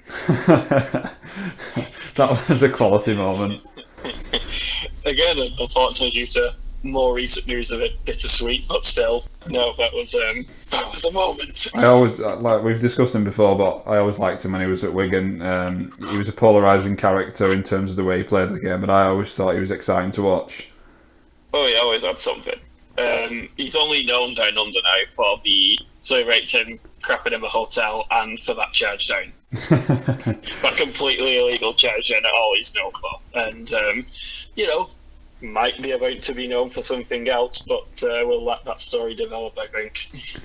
Absolutely. Obviously, the weekend, Wigan didn't kick off this weekend, but Saints played Catalans and Leeds played Huddersfield. It was at Headingley, which, of course, Leeds had the home advantage, I suppose, but it doesn't really come into play when there's no fans shouting forward or a band playing. And there was no cowbell from Huddersfield either. The good news is from the first 3 rounds of COVID-19 testing of players and staff and people involved, close to 1,500 tests have been carried out, and there's been no positive tests so far. I did see the Saints players making their way into the stadium on Twitter, and they were having the temperature checked and things, and everything seemed hunky-dory on that, much like we've seen in the NRL, which was good that's being done. Obviously, Wigan's game against Wakefield's being played at Headingley, as are all the games this weekend, and then the following week we're playing at Langtree Park, but that's to sort of cut costs and make sure we're COVID secure and protocols are being followed, so that's a positive thing. I just want you to talk a little bit now. I was interviewing Sandy for the show on Sunday, so I actually missed both games. Saints obviously had a comfortable win. We'll talk about them first. And how did you find that game? Well, first half messing about the internet, which again now graciously is seemingly much better, but caught like the second half, and it was kind of already pretty much done by that. Unfortunately, it's your classic Catalans away game. Unfortunately, Saints were red hot. James Graham slipped right back in. Pretty much one of the best replacements he could have realistically got for Luke Thompson. Looks like he's not missed a beat. Obviously, he's been playing at a real high intensity. Was looking a bit kind of long in the tooth down under, but maybe he's kind of remotivated being back here rather than a really struggling St George side. And yeah, they were on fire. They just absolutely battered Catalan down the middle, and they just ripped them to pieces out wide. They did a bit of hard work, and they made it look easy, which is just probably the most worrying thing. But that is Catalans again in a nutshell. It's so difficult for them to play away, and to be honest, I think that the kind of way they organise the Toronto games would be kind of month home, month away. I think they should start looking at something similar for Catalans at this point, because I think it is. I think they're going to struggle. They're always going to struggle as long as they have this kind of setup where they have to, be travelling away every weekend, basically, or every other weekend. I think it's kind of unfair, and I think they should look at least giving them a longer period of time to play at home and not have to deal with that jet lag. I think that might help them get some better results. And they can even look at staying over here more long term if needed. I think that'd help them kind of fix the result, because the team is there. Obviously, they've got Tompkins missed out, but they've got all the players they need to succeed over there. If they want to challenge Cup, I think the thing to really push them to towards a league and to be consistent would be kind of looking at how the games are organised, and also obviously not Israel Foy decided that people haven't talked about him for long enough, so he didn't kneel for the Black Lives Matter kneel before the game as a tribute, and Word is that apparently he's not done that for religious reasons, and it's obviously a very sensitive topic. He's, kind of, I believe, is he like kind of Polynesian born? Either way, ultimately it is a choice. Like, people don't have to do it. He's got his reasons. I think it's not great when the first round of Super League, since COVID, the main talking point was him again for doing stuff like that again. It's a real shame because it is. He's a talented player, isn't he? Just on Catalans, I'm a big fan of Sam Tompkins. They were always going to miss him. Did James Maloney play? Yes, he did. I think he scored, and but he just didn't really shine up on that. But they didn't get going. Basically, can't play behind a beaten pack, can you? No, and Cassiano looked just slow. He's obviously a talented player, but oh boy, he did not bring it on the weekend. One positive, I can't remember his name off the top of my head. Young fullback for Catalans, deputising for Tompkins. Really good. Looked really good. Was he a French lad? I believe so. Yeah, I think he was actually young, like academy lad, which is always good to see from their end. How did the ex-Wigan contingent go? I believe Tom Davis obviously came back after, I think, well over 12 months out. Solid. Didn't really notice Joel. I think Maculorum pulled up just before, which, God, if he didn't, that shows how little impact he had. I don't think he played. I've slept since then, and it's kind of like difficult to remember because I missed a lot of the first half. But did not really notice any of them, which is a bit of a shame. But Tom Davis was solid. He was probably the best of the bunch. From that game, from what you saw, did you notice anything for obviously the new 6 again rule? Saints seem to obviously, as you'd expect with Roby, make the better of it. It didn't seem to impact the game too much, to be fair. I guess we've had more of a heads up about it now and been able to kind of study it, how it's gone on down under. Probably did play its part in that Catalans did look a bit more run ragged towards the end, because I guess when you're going like bumps like that, it can become difficult to keep up, and Saints just definitely won that down the middle. That rule, I think, is really going to be beneficial for Saints and Warrington with Robbie and Clark going forward, because they're the two best as far as getting out to dummy half and running at tired forwards. They're the ones you want. I think that's without question. I think it's going to favour teams with more mobile packs. We know Wigan, our own fans and us ourselves, we've sort of wondered if, especially when we had Bateman, I know he's returning next season, you look at your Batemans, your Farrell, your Isa, and a couple of years ago, previously your Lachlan and a few other forwards who could do long minutes for us, the young lads too.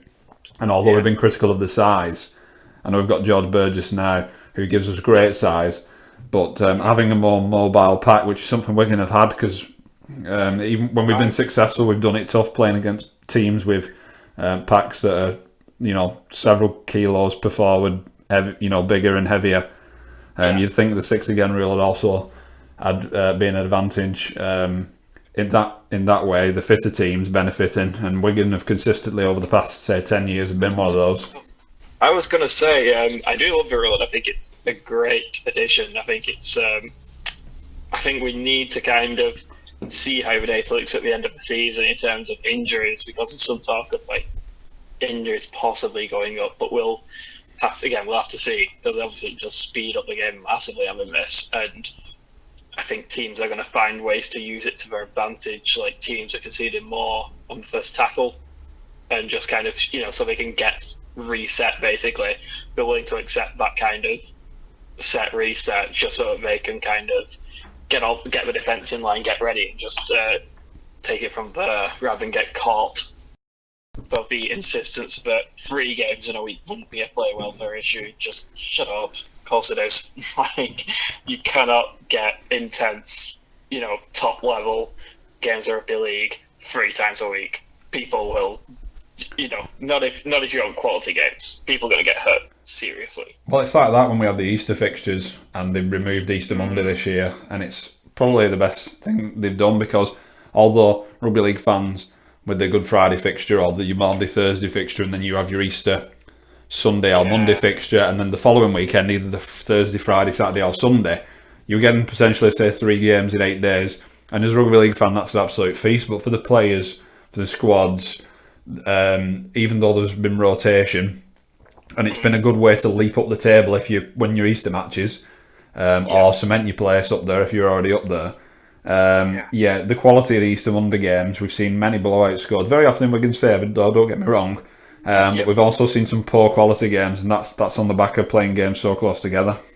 Yeah, that is true. Like I've always loved the Easter weekend, and while I did kind of agree I do agree it's for the best to kind of end it because it's too much for players. I was kind of selfishly kind of reluctant to let it go, but I think it is a fair point, and I think it's kind of a case of everyone remembers the big Good Friday games, like so pretty much every team because you get the derbs and stuff. Who actually remembers the Monday games? Yeah, they were pretty kind of like today's goal. They were the most memorable. I can't tell you much about them.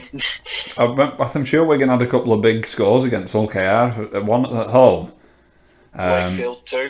Yeah, and one at Hull KR, if I remember rightly, going back to about 2013. So we have seen the benefit of those because we sort of would target Easter as being, a block of, say, 2-3 games. If you box those off, like I say, it can really either transform or cement your season. In a short space of time, which was always good. Or if you're on the wrong side of it, which thankfully we haven't been, certainly in recent times, it can also set you back. Yeah. On the weekend's games, Leeds obviously, Huddersfield went out in front, Leeds came back, we went to Golden Point, Luke Gale did the honours for Leeds. What did you see of this game and what did you make of it? So it's a pretty whole game, and I was kind of surprised just how much they were favouring Leeds going into it. All pundits were kind of seemed to think it was a clear Leeds win. I was favouring Huddersfield. Obviously, Leeds did get the win there. It was a tight one. It's a good game. Huddersfield will be kicking themselves. That was a pretty spectacular collapse on their part. Leeds just brought it right at the end. Basically, it's kind of... I think Huddersfield just seemed to take the foot off the pedal a bit, and then... Was it that, or was it a fitness issue, do you think? Because teams are going to be coming back in different states, aren't they? Depending on... Yeah. I mean, it's an unprecedented time.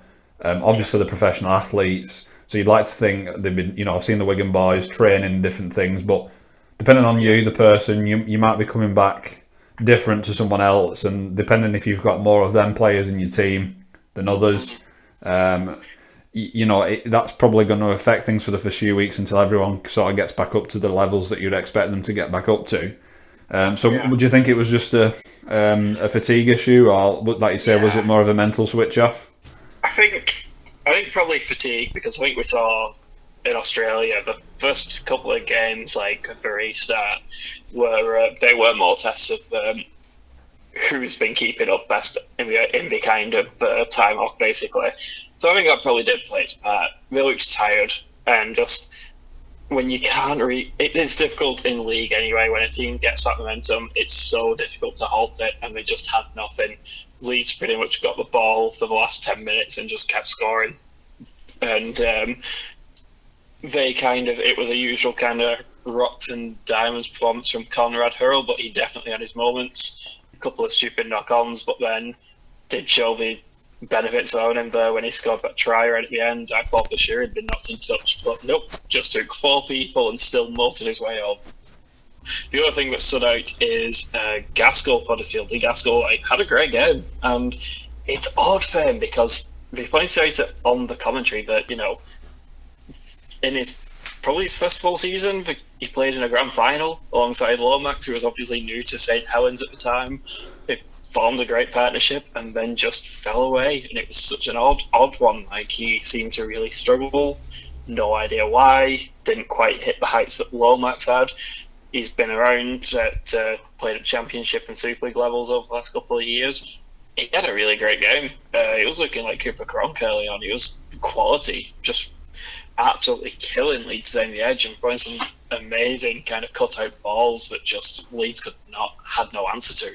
But again, eventually, I guess when they got Milo back on the field after a head injury, it seemed to kind of steady the defence a bit, because he has been going quite well at fullback for him. That seemed to kind of steady him a bit, and after that, Lee's just worked him over. It's kind of hard to pinpoint any one thing other than just having that strike outside from those guys like Hurl. What's your thought on Golden Point then as a concept? Like I said, I saw some debate on Twitter about Golden Point, and people have their own views on it. What's your view on it? I mean, personally, not a fan. I think it's perfectly fine to end a game with a draw. I think a game like that should have been a draw.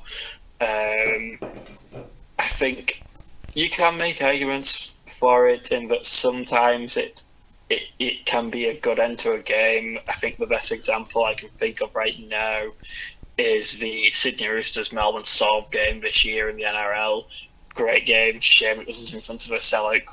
I was thinking earlier, because I was thinking about other possibilities. Like I said, as far as kind of Golden Point often not being the best kind of game to watch, because it just becomes very kind of simple one at rugby, followed by usually poor attempts at drop goals, but just it can get kind of boring. So my only other kind of alternative was, and I'm not saying this is necessarily a good idea, it's just an idea. If draws aren't an option, one could be you kind of go golden try, but maybe you look at going 9-a-side, Yeah. I enjoy the 9s. It's a bit silly, it's a bit out there, but I mean, I probably would prefer that to Golden Point, I'm a traditionalist, James, to be honest. I think a draw's a valid result. Yeah, God, big time. It's only not a valid result in a knockout game. Yeah. So if it's a knockout game, it's Golden Point for me. With the first receptions of the ball, no drop goal attempts are allowed. That's the way I'd do it. Yeah, I think that's the best one. That's the kind of... I would agree that's your best bet, but if we were just, for whatever reason, we just decide draws aren't a good outcome, which I think it's a fine outcome, especially for a game like that, but I think it would have been fair. Yeah, I said I wasn't at the games, obviously because I was interviewing Sandy, but technically I was at the game, because Cardboard, Matt Brown, obviously was at Headingley this weekend, so I'm hoping it plays to our advantage. I'm hoping if any of the Wakefield players catch a glimpse of me, maybe they'll see me in my Wigan shirt and my bald head and whatnot and think, oh, look at the state of that fella. And it might distract someone, who knows, and Wigan swoop in and score. In all seriousness, I think it's a good bit of fun, and it's good to generate some much needed revenue, because the majority of the money from each of the cardboard cutout sales for £25 goes to the nominated club. So that is invaluable cash right there. The issue there could be, it could work the other way. If your cutout's behind the posts, that's the target then. That could be I think it was Johnny Wilkinson that said his old routine for goal kicking, where he'd try and aim for a block of seats, and then he'd narrow it down to a row, and then a seat, and then a person, and then he'd imagine a person reading a paper, and he'd aim to kind of not the imaginary paper, the imaginary person's hand with the ball. But you see that cutout behind the sticks, mate, you could be losing a head.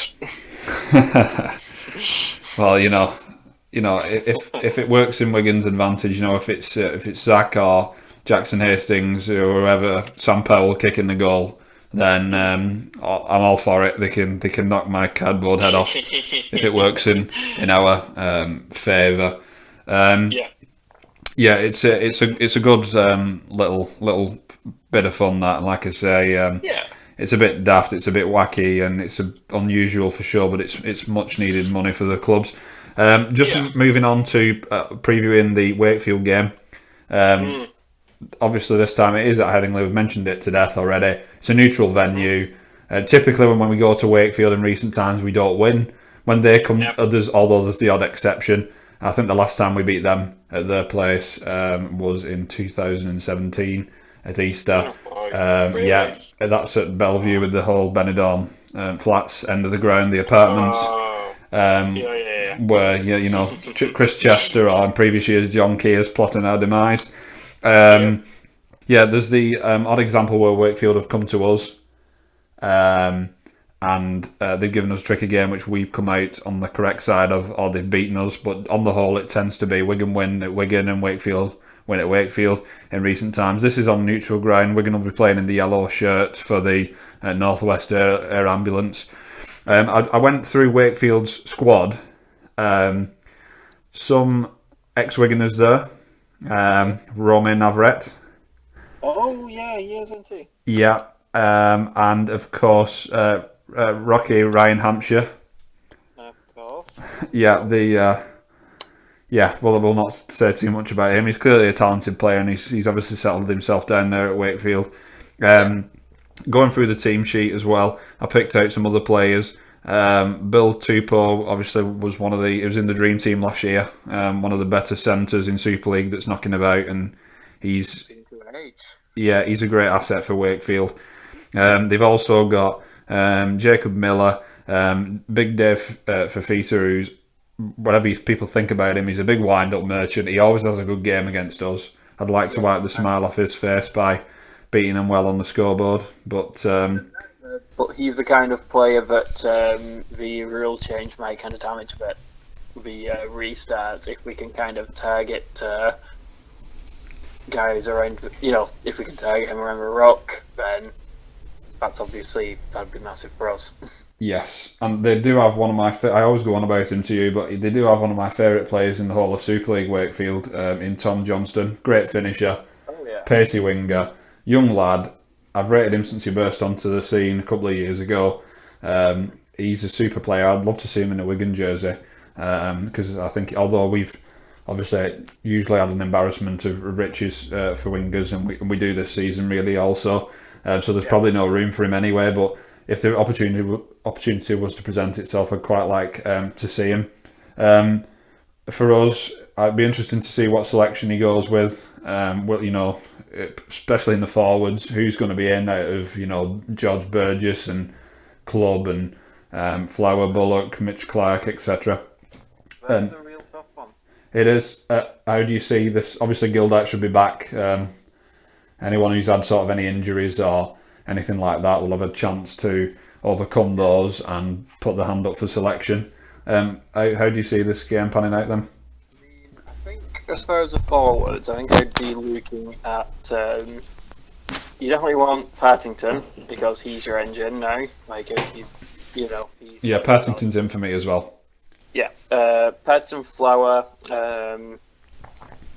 I think I would still probably look at Bullock and Burgess, but I think you're going to need to rotate them fairly regularly, and we'll see how they handle the kind of change, obviously, to the rules, because it could become difficult for them. You've got to be careful though, haven't you, as well, because there's only eight interchanges. Yeah, which is where it can become difficult. Like that, could be interesting to see how we manage this one.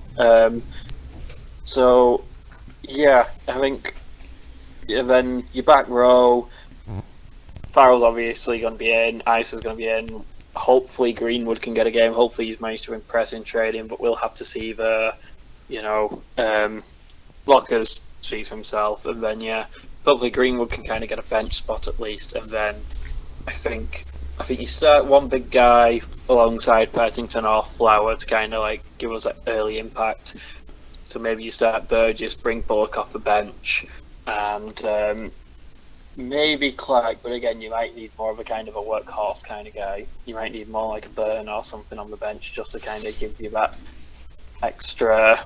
Just if when legs get tired, you might need guys that can get out the park a lot quicker.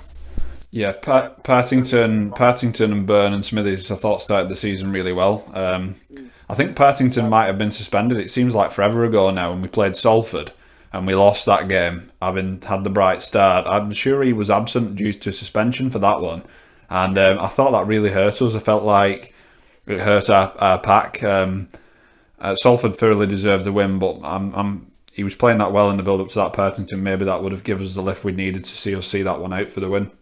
Yeah, he's massive. He's been so good for us. He's a young prop, but he's really settled into Super League intensity kind of from the start. He works hard, he runs hard, and he defends really well. He defends really well, and he does not take a backward step. He's one of those in-your-face kind of aggressive front rowers that you need, that will wind people up and make that impact. But he needed the bigger bodies like your Bullocks and your Burgess to kind of help get us actually rolling forward. It's going to be tough to get that balance, but it's going to be interesting to see if we do that and see how we do that. I think we're good for a win, because I think as long as we can manage them down the middle, I think the class in the likes of Hastings and French will tell. I'm hoping that's the case. Like I said, traditionally we've had mixed results against Wakefield, certainly in recent seasons. They are a tricky side, they're well coached. They play a decent brand of rugby league, that's for sure. And as I say, some of the bigger forwards have been a bit of a pain in the backside for us to handle. Something from the Salford game, that loss, Niall Evalds got free a couple of times, and we love Manfredi's toughness, tenacity, but he's lost a yard due to his injuries. And I know Burgess is going to Salford next year, but if we suffer from, I know we've got French and Marshall who are both pacey players, but if we seemingly seem to be missing covering defenders and pace on breaks by the opposition, I honestly think Burgess should come into contention somewhere. Joe Burgess. He's like having a second fullback in defence. He can be that good on the break. He's great. He has mistakes in his game, but he's a class player for me. I'll be sad to see him go at the end of the season, so it'll be interesting to see how the wingers go. I'm hoping Manfredi can obviously stay fit and pull it together, but I felt like there was a stark lack of pace in that Salford game. Whether it was just our lads were tired from a tough game the week before and they were a bit heavy-legged or what, or I'm not too sure. Yeah, I'm not so sure. I'd obviously my heart says Wigan, but my head can't decide, just because there's so many uncertainties that we're going to find out obviously on Sunday at 3:15 when it all kicks off, in terms of how we're going to come into the resumption of the season following the break. And yeah, we've said it before, jury's still out on Lamb. We're still working on combinations, with Hastings still being a new player, other new signings that we've already talked about integrating themselves into the squad further. I honestly think it'll be a tight game, although I'd love to see Wigan put a big score on them. I can't see that. I'll go with Wigan just, but like I said, there's a lot of questions that are going to get answered on Sunday. Yeah, it's going to be a tight one, but I do think we'll win it. Okay, so that concludes this episode 4 of the 1872 podcast. Of course, as I've said earlier in the show, you can follow us on Twitter. It's at the 1872 pod. You can also hit us up on YouTube. The link for our YouTube channel, the 1872 podcast, is in our Twitter. It's on our Twitter page.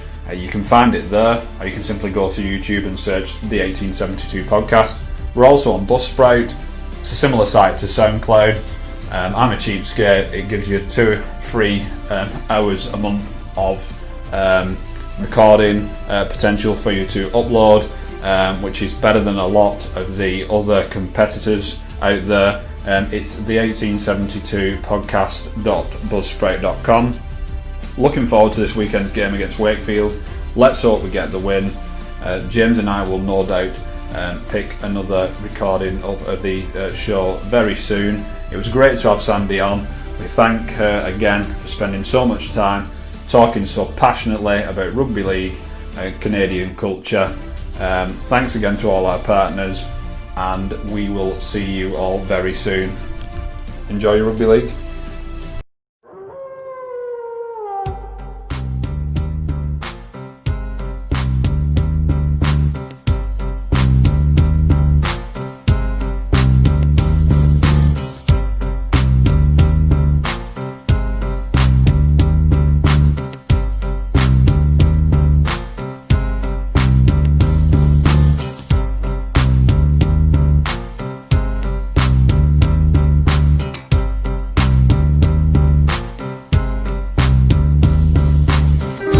your back on the Wolfpack.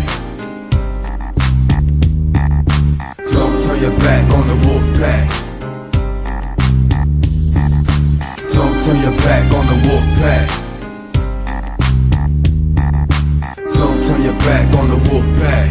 You might wind up in a body bag.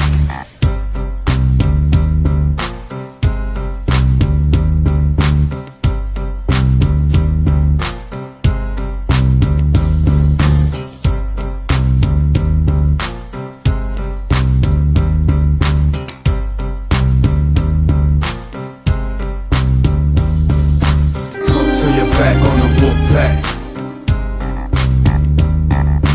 Don't turn your back on the Wolfpack. Don't turn your back on the Wolfpack. Don't turn your back on the Wolfpack. You might wind up in a body bag.